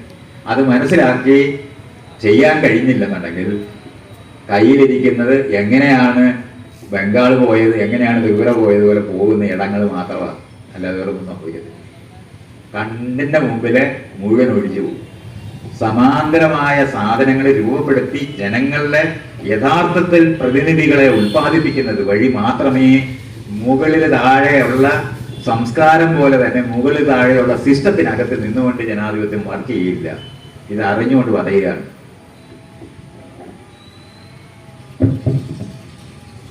ശ്രീ മൈത്രേയൻ സാറിനോട് എനിക്കൊരു സംശയമുള്ളത്, ഈ സമാധാന തുടക്കത്തിൽ സനാതന ധർമ്മത്തെ സാറ് നിർവഹിച്ച രീതി ശരിയായോ എന്നുള്ളൊരു സംശയമാണ്. സാറ് പറഞ്ഞത് ഇപ്പോൾ ഈ തട്ടിൻ്റെ മുകളിലിരിക്കുന്നതാണ് സനാതന ധർമ്മം. അതുപോലെ ഒരുപാട് ഉദാഹരണങ്ങൾ സാറ് പറഞ്ഞു. പക്ഷെ ഈ പറഞ്ഞ ഉദാഹരണങ്ങളെല്ലാം ലോകത്തെല്ലായിടത്തും ഉള്ളതാണ്. പക്ഷെ ഈ സനാതന ധർമ്മം എന്ന ഒരു സംജ്ഞ, എന്ന ഒരു പ്രയോഗം, എന്നൊരു സംഗതി അത് നമ്മുടെ ഇന്ത്യൻ കോണ്ടെക്സ്റ്റിലാണ്, അല്ലെങ്കിൽ ഈ ഭാരതത്തിലാണ് ഈ സനാതന ധർമ്മം എന്ന ഒരു പ്രയോഗവും അത് സംബന്ധിച്ചുള്ള ഒരു ആശയലോകവും ഉള്ളതെന്നാണ് എൻ്റെ ഒരു വിശ്വാസം. പക്ഷെ സാറ് പറഞ്ഞ ഈ സനാതന ധർമ്മം എന്ന് പറഞ്ഞ് സാറ് കുറേ കാര്യങ്ങൾ പറഞ്ഞു. ഇതാണ് സനാതന ധർമ്മം, ഇതാണ് സനാതന ധർമ്മം എന്ന് പറഞ്ഞ കാര്യങ്ങളെല്ലാം ലോകത്തിലെ എല്ലാ രാജ്യങ്ങളിലും എല്ലാ തരത്തിലുള്ള ഭരണക്രമങ്ങളിലും ഉള്ള കാര്യങ്ങളാണ് സാറ് സനാതന ധർമ്മം എന്ന് പറഞ്ഞത്. അപ്പോൾ ആ ഒരു ഡെഫിനിഷനിൽ ഒരു വ്യത്യാസം വന്നോ എന്ന് എനിക്കൊരു സംശയമുണ്ട്. പിന്നെ സാറ് പറഞ്ഞ നിരവധി കാര്യങ്ങളിൽ അഭിപ്രായ വ്യത്യാസമുണ്ട്, സമയക്കുറവുണ്ട്, എല്ലാത്തിലേക്കും പോകുന്നത്. എന്നാലും ഒരു ചെറിയ കാര്യം കൂടെ സാർ ഈ വിജയത്തെക്കുറിച്ച് പറഞ്ഞു. വിജയിക്കാൻ വേണ്ടിയാണ് എല്ലാവരും ശ്രമിക്കുന്നത്. വിജയം എന്ന് പറഞ്ഞാൽ ഒരാളുടെ പരാജയമാണെന്നുള്ള സാറിൻ്റെ ഒരു പരാമർശം അത് ശരിയാണോ? കാരണം ഇപ്പം കൃഷിയിൽ നമ്മൾ വിജയിക്കുന്നു, ആരും പരാജയപ്പെട്ടില്ലല്ലോ. ശാസ്ത്ര മേഖലകളിൽ പുതിയ പുതിയ കണ്ടുപിടുത്തങ്ങൾ നടത്തി വിജയിക്കുന്നു, അതൊന്നും ആരെയും പരാജയപ്പെടുത്തിയിട്ടല്ലല്ലോ. അപ്പോൾ വിജയിക്കുക എന്ന് പറയുന്ന ഒരാൾ വിജയിക്കുക, അല്ലെങ്കിൽ ഒരു സമൂഹം വിജയിക്കുക എന്നുള്ള മറ്റുള്ളവരെ പരാജയപ്പെടുത്തിക്കൊണ്ടാകണമെന്നില്ല. അത് ഞാൻ പറഞ്ഞതേ ഉള്ളൂ. എങ്കിൽ ഈ സനാതന ധർമ്മം അതിനെക്കുറിച്ച് സാധനം പറയണം. സനാതനം എന്ന് പറഞ്ഞാൽ എറ്റേണൽ വാല്യൂസ് എന്നാണ്. ഇതില്ലാത്ത ഒരു രാജ്യവുമില്ല. അതാണ് പഴയ രാജഭരണത്തിന്റെ സാധനമാണ്. ഒരു ശക്തിയുണ്ട്, ശക്തിയുടെ പ്രതിനിധിയാണ്, അവതാരമാണ്. അതിൻ്റെ പ്രവാചകനാണ് എന്ന് പഠിപ്പിച്ചുണ്ടാക്കിയ ഒരു സിസ്റ്റം ലോകം മുഴുവനുള്ളതാണ്. ജനാധിപത്യം ലോകത്ത് വന്നിട്ട് 200 വർഷമേ ആയിട്ടുള്ളൂ. നമ്മൾ ചേർന്നുണ്ടാക്കുന്നതല്ലാതെ ഇവിടെ വരുന്ന പ്രശ്നമല്ലത്. നമ്മൾ ഈ മറ്റു രാജ്യങ്ങളിനകത്ത് ഇല്ല എന്ന് പറയുമ്പോൾ ഇല്ല എന്ന് അറിഞ്ഞുകൊണ്ട് തന്നെയാണ് ഈ പറഞ്ഞുകൊണ്ടിരിക്കുന്നത്. നമുക്ക് ആരംഭിക്കാൻ പറ്റത്തില്ലെന്ന് തിരിച്ചിരിക്കരുത്. ആദ്യമായിട്ട് ഇലക്ഷന് നിന്ന ഒരു കമ്മ്യൂണിസ്റ്റ് പാർട്ടിയുള്ള രാജ്യമല്ലേ കേരളം? എന്താണ് ആദ്യമായിട്ട് അത് ചെയ്യുന്ന തെറ്റല്ലേ? ഇതിന്റെ മോഡൽ എവിടെ ഉണ്ട് എന്ന് നിങ്ങൾ ചോദിച്ചില്ലല്ലോ ഒന്ന്. കാരണം ഭരണഘടന വന്ന ഒരു രാജ്യം അതിനു മുമ്പ് കമ്മ്യൂണിസ്റ്റ് പാർട്ടി കണ്ടിട്ടില്ലാത്തതുകൊണ്ടാണ് അവരതിനകത്ത് ചേരാൻ ബാധ്യത വന്നത്. ഇതുപോലെ തന്നെയാണ് ഇതൊക്കെ തിരിച്ചറിയേണ്ടത്. നമ്മളാണിത് ചെയ്യേണ്ടതെന്ന് തിരിച്ചറിയേണ്ടതുണ്ട്. മറ്റ് സ്ഥലങ്ങളിലും നോക്കിയാലും നിങ്ങൾ സ്കാൻഡിനേവിയൻ രാജ്യം നോക്കിയാൽ അവിടെ ഈ ജനാധിപത്യം വളരെയധികം വികസിച്ചിട്ടുണ്ട്. അമേരിക്കയിലില്ല, അവിടെ രാജഭരണമാണ്. 4 വർഷം പരമാധികാരികളാണ് അവിടെ ഉള്ളത്. അതൊന്നും കണ്ടിട്ട് തെറ്റിദ്ധരിക്കരുത്. ലോകത്ത് നടക്കുന്ന എക്സ്പെരിമെന്റ്സിനകത്താണ് ഞാൻ ജനാധിപത്യത്തിന് വയ്ക്കുന്നത്, അല്ലാതെ കേരളത്തിനകത്തോ ഇന്ത്യക്കകത്തോ അല്ല. നമ്മൾ ഈ ഭൂമിയിൽ ലോകത്താണ്. നമ്മൾ ഈ ഇവിടെ ഇരിക്കുമ്പോൾ ലോകത്തായിരിക്കുന്നതെന്ന് അറിയണം. ലോകം കേരളത്തിന് പുറത്തും ഇന്ത്യക്ക് പുറത്തും അല്ല, നമ്മളാണ് ലോകത്തിരിക്കുന്നത്. അത് നമ്മൾ ഈ ആകാശത്ത് ഇരിക്കുന്നു, ആകാശത്തേക്ക് പോകുന്നു എന്ന് പറയുമ്പോൾ ഈ ഭൂമി ആകാശത്താണെന്ന് അറിയണം. അല്ല ആകാശം അങ്ങ് മേളിലല്ല, ആകാശത്താണ് നമ്മൾ ഇരിക്കുന്നത് എന്നറിയുന്നത് പോലെ ഒരു അറിവ് നമുക്ക് വേണം. നമ്മൾ തന്നെയാണ് ഈ മനുഷ്യനെ റെപ്രസെന്റേറ്റ് ചെയ്യുന്നതിലെ ഏറ്റവും മെച്ചപ്പെട്ടവരെന്നുള്ള സ്വയം തിരിച്ചറിവ് ഉണ്ടായിട്ട് വേണം ഈ വിഷയങ്ങൾ കേൾക്കാൻ. അതിന് പകരം ഇത് വേറെ വല്ലയിടത്തും ഇല്ലെന്നാണ് എനിക്കിപ്പോൾ നിങ്ങൾ പറഞ്ഞു തരാൻ ശ്രമിക്കുന്നത്. ഞാൻ അത് തന്നെയാണ് പറഞ്ഞുകൊണ്ടിരിക്കുന്നത്. സനാതന ധർമ്മം എന്ന് പറയുന്ന വാക്ക് എറ്റേണൽ വാല്യൂസ് എന്നാണ്. എറ്റേണൽ വാല്യൂസ് പഠിപ്പിക്കാത്ത ഒരു രാജ്യത്തില്ല. കാരണം രാജാക്കന്മാർ അതാണ് പഠിപ്പിച്ചിരുന്നത്. വംശാവലി അനുസരിച്ചിട്ടാണ് അവർ ഭരിച്ചിരുന്നത്. കാരണം വേറൊരാൾ അവിടെ കടന്നു വരാതിരിക്കാനുള്ള ടെക്നിക്കാണത്. രാജവംശം എന്ന് പറയുന്നതിനകത്ത് ദൈവത്തിൽ കണക്ട് ചെയ്യും. നിങ്ങൾ നോക്കിയാൽ മതി, പഴയ കാലത്തെ രാജാക്കന്മാർ മുഴുവൻ വരും. പറഞ്ഞ് അവസാനം അവര് ഏതെങ്കിലും ഒരു ദൈവത്തിനടുത്ത് എത്തിക്കും. അങ്ങനെ ചെയ്തിരുന്ന സാങ്ഷനോടെ ഭരിക്കുന്നവര് വേറൊരാള് ഒരു സ്കില്ലും ഒരു കഴിവും അവരെ മാറ്റിവെക്കാനൊക്കത്തില്ല. വംശം അനുസരിച്ചിട്ടായിരുന്നു ഭരിച്ചിരുന്നത്. ആ വംശാവലി അനുസരിച്ചിരുന്ന ഭരിച്ചിരുന്ന ലോകത്തിനെയാണ് സനാതനം എന്ന് പറയുന്ന മൂല്യബോധം. അത് ഓരോ രാജ്യത്തിനകത്ത് സവിശേഷമായ വ്യത്യാസത്തോടെ മലയാള ഭാഷ തമിഴ് ഭാഷയിൽ നിന്ന് വ്യത്യാസപ്പെട്ട് നിൽക്കുന്നു എന്ന് പറയുന്ന പോലുള്ള സാഹചര്യമുള്ളൂ. ഭാഷയൊക്കെ വിനിമയത്തിന് തന്നെയാണ് ഉപയോഗിക്കുന്നത്. അതുകൊണ്ട് അത് തെറ്റിദ്ധരിക്കൊന്നും വേണ്ട. സൂപ്പർമേസിസ്റ്റ് എന്ന് വൈറ്റ് സൂപ്പർമേസിസ്റ്റ് എന്ന് ഇന്ന് യൂറോപ്പിൽ പറയുന്നുണ്ടെങ്കിൽ അതേ തന്നെയാണ് ഇന്ത്യയിലെ സൂപ്പർമേസിസ്റ്റുകളാണ്. അല്ലാതെ വ്യത്യാസമൊന്നുമില്ല. സവിശേഷമായ ഇന്ത്യക്കാരൊന്നും ഇല്ല, സവിശേഷമായ മനുഷ്യരും ഇല്ല. ഒരു മനുഷ്യകുലം ആഫ്രിക്കയിൽ നിന്ന് വന്നവർ തന്നെയാണ് ഈ ലോകം മുഴുവനുള്ളത്. അതുകൊണ്ട് അങ്ങനത്തെ വ്യത്യാസങ്ങളൊന്നുമില്ല. അതുകൊണ്ട് ലോകത്ത് ജനാധിപത്യപരമായിട്ടുള്ള ഒരു മുന്നേറ്റം നടത്തുന്നതിന് നമ്മൾ മെച്ചപ്പെട്ടവരാണെന്ന് മാത്രമായി പറഞ്ഞുകൊണ്ടിരിക്കുന്നത്. അതല്ലാതെ ഇതിന്റെ മോഡൽ കാണിക്കാൻ പറഞ്ഞ മോഡലൊന്നും ലോകത്തില്ല. മനുഷ്യൻ നിർമ്മിക്കേണ്ടതാണ്, ഇനി അത് ഉണ്ടാക്കേണ്ടതാണ്. അതുകൊണ്ടാണ് സർക്കിളുകളെ പറ്റി ഞാൻ ഈ പറഞ്ഞുകൊണ്ടിരിക്കുന്നത്. ഹെയറാർക്കിക്കലായിട്ടല്ല ഈ ലോകത്തിനെ മനസ്സിലാക്കേണ്ടതെന്ന് സുപ്രീം കോടതി പറഞ്ഞാൽ അവസാനത്തെ വാക്കാണെന്ന് വിചാരിക്കരുതെന്നുള്ളതാണ് പറയുന്നത്. ആ സുപ്രീങ്ങളെല്ലാം എടുത്തു കളയേണ്ടതുണ്ട്. അത് നമ്മുടെ പണിയാണ്, ഇതൊക്കെ. നമ്മൾ ആരംഭിച്ച ഒന്നാണ് പഞ്ചായത്ത് എന്ന് ഞാൻ ഈ പറഞ്ഞേ. ലോകത്ത് വേറെ എല്ലായിടത്തും പഞ്ചായത്തൊന്നും ഇല്ല. പഴയ സിസ്റ്റം തന്നെയാണ് അവരെല്ലാം ഉപയോഗിക്കുന്നത്. പക്ഷേ കോളനൈസേഷൻ നടക്കാതിരിക്കുന്നത് കൊണ്ട് മാത്രമാണ് ആ യൂറോപ്പിനകത്ത് അവരെ വേറെ ആരെങ്കിലും അവരുടെ മണ്ട ഭരിക്കാതിരിക്കുന്നതുകൊണ്ടാണ് അവർക്ക് താരതമ്യേന മെച്ചപ്പെട്ട സിസ്റ്റം ഉണ്ടാക്കാൻ പറ്റിയത്. അവരവിടെ ഉണ്ടാക്കിയിരിക്കുന്നത് എന്താണ്? സോഷ്യൽ ഡെമോക്രാറ്റിക് സിസ്റ്റങ്ങളാണ് ഉണ്ടായത്. അതുകൊണ്ടാണ് സോഷ്യൽ സെക്യൂരിറ്റി എല്ലാം ഉണ്ടായത്. അവിടത്തെ പ്രധാനമന്ത്രിയെ കാണാനായിട്ട് നിങ്ങൾ പോയാൽ കാത്തിരിക്കണ്ട, നിങ്ങൾക്ക് കയറി ചെല്ലാൻ പറ്റും. അത്രയും വരെ അവർ ചെയ്തിട്ടുണ്ട്. ഇത് നമുക്ക് ചെയ്യാൻ പറ്റും. പക്ഷെ കൊട്ടാരത്തിൽ ഇരുന്നുകൊണ്ട് ഇത് ചെയ്യാനൊക്കെ. നിങ്ങളിപ്പോ സെക്രട്ടേറിയറ്റിൽ ചെന്നാൽ അവിടുത്തെ രാജാവിനെ കാണുന്ന പോലെ തന്നെയാണ് മുഖ്യമന്ത്രിയെ കാണുന്നത്. അത് പിണറായി ആയതുകൊണ്ടൊന്നുമല്ല ഞാൻ ഈ പറയുന്നത്. ഏതവൻ അവിടെ കയറിയിരുന്നു, എന്നെ അവിടെ ഇരുത്തിയാൽ ഞാൻ വേറെ എന്ത് ചെയ്യുമെന്നാണ് നിങ്ങൾ വിചാരിക്കുന്നത്? അതുകൊണ്ടാണ് ഞാൻ ഈ തോക്കിനെ പറ്റി പറഞ്ഞത്. തോക്ക് വെച്ച് പറഞ്ഞ ഈ പറ്റത്തിലെന്ന് പഠിക്കുന്നവർ പഠിക്കേണ്ടതാണ്. ഇത് നമ്മൾ തിരിച്ചറിയേണ്ടതാണ്, നമ്മുടെ ഉത്തരവാദിത്തമാണ്. മനുഷ്യൻ നമ്മുടെ നിലവാരത്തിൽ നമ്മുടെ ഉത്തരവാദിത്തത്തെ പറ്റി ഞാൻ സംസാരിച്ചത്, അല്ലാതെ ഇന്ത്യയിലെ കൊച്ചു രാഷ്ട്രീയ കഥയൊന്നും അല്ല ഈ പറയുന്നത്. ലോകത്ത് മോഡൽ ഉണ്ടാക്കാൻ പറ്റുന്ന ഒരു നാടാണ് നമ്മുടെ. അതിനൊരുങ്ങിയിട്ടുണ്ടല്ലോ, നമുക്ക് അതിന് സാധ്യതയുണ്ട്. നേരത്തെ ഇന്റർനെറ്റ് എന്ന് പറഞ്ഞാൽ ഭയങ്കര അപകടമാണെന്ന് പറയുന്നതൊന്നുമല്ല. ഇന്റർനെറ്റൊക്കെ മനുഷ്യർക്ക് പരസ്പരം വേണ്ടാൻ പറ്റുന്ന ഇടം കൂടാണ്.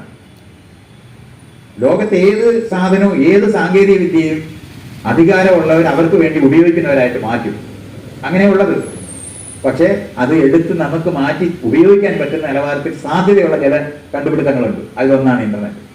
ഇതുകൊണ്ടാണ് സോഷ്യൽ മീഡിയയ്ക്ക് അകത്ത് ഇപ്പം നമുക്ക് പരസ്പരം മിണ്ടാൻ പറ്റുന്നത്. വല്ലാതെങ്കിൽ നമുക്ക് അമേരിക്കയിൽ ഇരിക്കുന്ന ഒരു സാധാരണക്കാരനോട് ഒരു കാലത്തും ആർക്കും മിണ്ടാനൊക്കത്തില്ലായിരുന്നു. ഇപ്പൊ ഒരു രാജ്യത്തിനകത്ത് അവര് എഡിറ്റ് ചെയ്ത് വിടുന്ന ന്യൂസുകൾ ടെലിവിഷനകത്തൂടെയും പത്രത്തിനകത്തൂടെയും വന്നു വേറെ ഒന്നും നമ്മൾ അറിയുപോലും ഇല്ലാതിരുന്ന സ്ഥലത്ത് നമുക്ക് അങ്ങനെ അല്ലാത്ത കാര്യങ്ങൾ കാണാനും കേൾക്കാനും പറ്റുന്ന ഇടമായിട്ട് അത് മാറിയിട്ടുണ്ട്. പക്ഷെ അത് നിയന്ത്രിക്കാനായിട്ടാണ് ഇന്ന് അവരത് ശ്രമിച്ചുകൊണ്ടിരിക്കുന്നത്. കാരണം അവരുടെ ആവശ്യത്തിനാണ് അവരത് ഉണ്ടാക്കിയെങ്കിലും അതിനകത്ത് ഈ സാധ്യതയുണ്ട് നമ്മൾ തിരിച്ചറിയേണ്ടത്. നമുക്ക് പരസ്പരം സംസാരിക്കാൻ പറ്റുന്ന ഒരു ഫോൺ അവർ തരാൻ ബാധ്യത വരുന്നത് നമ്മളെ നിയന്ത്രിക്കാൻ വേണ്ടി തന്നെയാണ് അതെല്ലാം ഉണ്ടാക്കിയിട്ടുള്ളത്. ആ നിയന്ത്രണങ്ങളെ ചരടുകളല്ല അതിനകത്തുണ്ട്. ആ സാധനങ്ങൾ നിലനിൽക്കെ തന്നെ അത് ബ്രേക്ക് ചെയ്യാൻ പറ്റുന്ന സ്പേസസ് അതിനകത്തുണ്ട്. ഇത് റിസർച്ച് ചെയ്യേണ്ടതാണ് ഈ നമ്മുടേതാണ്. അതിനെപ്പറ്റിയാണ് ഞാൻ ഈ പറഞ്ഞുകൊണ്ടിരിക്കുന്നത്. നമ്മളിപ്പോ ചൈനയിൽ നടക്കുന്ന ചൈനയെ പറ്റി നമുക്ക് എന്താ അറിയാം? നമുക്ക് ഒന്നും അറിഞ്ഞൂടാ. നമ്മൾ തൊട്ടടുത്ത രാജ്യമാണ്, നമുക്ക് ഒരു കുന്തം അറിഞ്ഞൂടാ. കാരണം നമ്മൾ ശത്രു രാജ്യമാണെന്ന് എല്ലാവർക്കും അറിയാവുന്നതായിരിക്കും. അവിടെ നടത്തിക്കൊണ്ടിരിക്കുന്ന എക്സ്പെരിമെന്റ്സിനെ പറ്റി നമുക്ക് അറിഞ്ഞേകൂടാ. നമുക്കറിയാവുന്നത് അമേരിക്കക്കാർ പറയുന്നതാണ്. നമ്മൾ ചൈനയെ പറ്റി നമുക്കറിയാം. തൊട്ടടുത്ത രാജ്യമാണല്ലോ, യാത്ര ചെയ്ത് നോക്കാവുന്ന സ്ഥലമല്ലേ, നടന്നു പോയി നോക്കാവുന്ന സ്ഥലമല്ലേ. എന്നിട്ട് നമുക്ക് പറ്റാത്ത നമ്മുടെ മനസ്സ് മുഴുവനും ഇംഗ്ലീഷുകാർ അടിച്ചുകൊണ്ട് പോയതാണ്. അത് ഇപ്പോഴും അവർ തന്നെയാണ് കൈകാര്യം ചെയ്യുന്നത്. അതുകൊണ്ട് അവരുടെ കണ്ണിലൂടെയാണ് ലോകത്തിനെ കാണുന്നത്. ആഫ്രിക്ക എന്ന് പറയുന്ന രാജ്യം എന്ന് പറയുന്നത് എന്താണ്? ഡാർക്ക് കോണ്ടിനെന്റ് എന്ന് പഠിപ്പിച്ചവന്മാരാണ്. കൊടുങ്കാടാണെന്ന് നമ്മളൊന്ന് ആലോചിച്ചോളൂ. കൊടുങ്കാടെന്ന് പറയുന്ന ആകെപ്പാട് കേരളത്തിലുള്ള അത്രയും കാട് പോലും ഈ ആഫ്രിക്കയിലില്ല. പക്ഷെ നമ്മുടെ മനസ്സിൽ എന്താണ്? കൊടുങ്കാടൻ. കൊടുങ്കാട്ടിലാണ് കടുവായും സിംഹം ഉണ്ടെന്ന് നമ്മളിപ്പോ ഇവിടുത്തെ കഥക്കകത്തൊക്കെ എഴുതിയ കൊടുങ്കാട്ടിൽ കടുവായ. ഒരിക്കലും കൊടുങ്കാട്ടിൽ കടുവയില്ല. കാട്ടി പോകാത്തവനാണ് അത് എഴുതുന്നത്. ടാർസൻ ഇങ്ങനെ വള്ളിയെ പിടിച്ച് ചാടുന്ന നമ്മൾ വായിക്കാറുണ്ട്. അങ്ങനത്തെ ഒരു വള്ളിയുള്ള ഒരു കാട് ആ ആഫ്രിക്കയിലില്ല. ആഫ്രിക്ക കാണാത്തവന്മാർ എഴുതിയ കഥയാണ് നമ്മൾ വായിക്കാൻ പഠിക്കുകയും ചെയ്തത്. ഇങ്ങനെ നമ്മുടെ തലയെല്ലാം എന്നിട്ട് കുമാരനാശാനൊക്കെ എഴുതിയിട്ടില്ലേ? നമ്മൾ കുമാരനാശാനെ പറ്റി പറയുമ്പോൾ ആഫ്രിക്കയിലെ മാംസഭോജികൾ ഉണ്ടെന്നുള്ള കാര്യത്തിൽ സംശയമൊന്നും ഇല്ലാതെ എഴുതുന്നത്. അവിടെ ഉള്ള പാവം പിടിച്ച ആൾക്കാരെ മുഴുവനും പറഞ്ഞ് ഇതുപോലുള്ള കഥകൾ നമ്മളെ പഠിപ്പിച്ചിട്ടാണ് ഈ ഇവന്മാരെ നമ്മളെ പഠിപ്പിച്ചുകൊണ്ടിരുന്നത്, ഈ ഇംഗ്ലീഷുകാർ പഠിപ്പിച്ചുകൊണ്ടിരുന്നത്. മനുഷ്യരെ തിന്നുക എന്ന് പറയുന്നത് നേരിട്ട് തിന്നുന്ന ഒരു തലം ഉണ്ടായിട്ടില്ല. എനിക്ക് 10-40,000 വർഷം മുമ്പ് വരെയൊക്കെ മനുഷ്യർ അങ്ങനെ നിന്നിട്ടൊക്കെ ഉണ്ട്. പക്ഷെ അതിനുശേഷം അങ്ങനെ ചെയ്തിട്ടില്ല. വളരെ റിച്വലൈസ് ചെയ്ത് ദുശാസനന്റെ രക്തം കുടിക്കും എന്ന് ജീവനം ചെയ്തത് കാനിബാളിസം ആണെന്ന് പഠിപ്പിച്ചാൽ എങ്ങനെ ഇരിക്കും? അതുകൊണ്ട് ഇരിക്കും. റിച്വലൈസ് ചെയ്തിട്ടുള്ള തരത്തിലുള്ള കാര്യങ്ങളല്ലാതെ മനുഷ്യരെ ഭക്ഷണമാക്കുക എന്ന് പറയുന്നതൊക്കെ വളരെ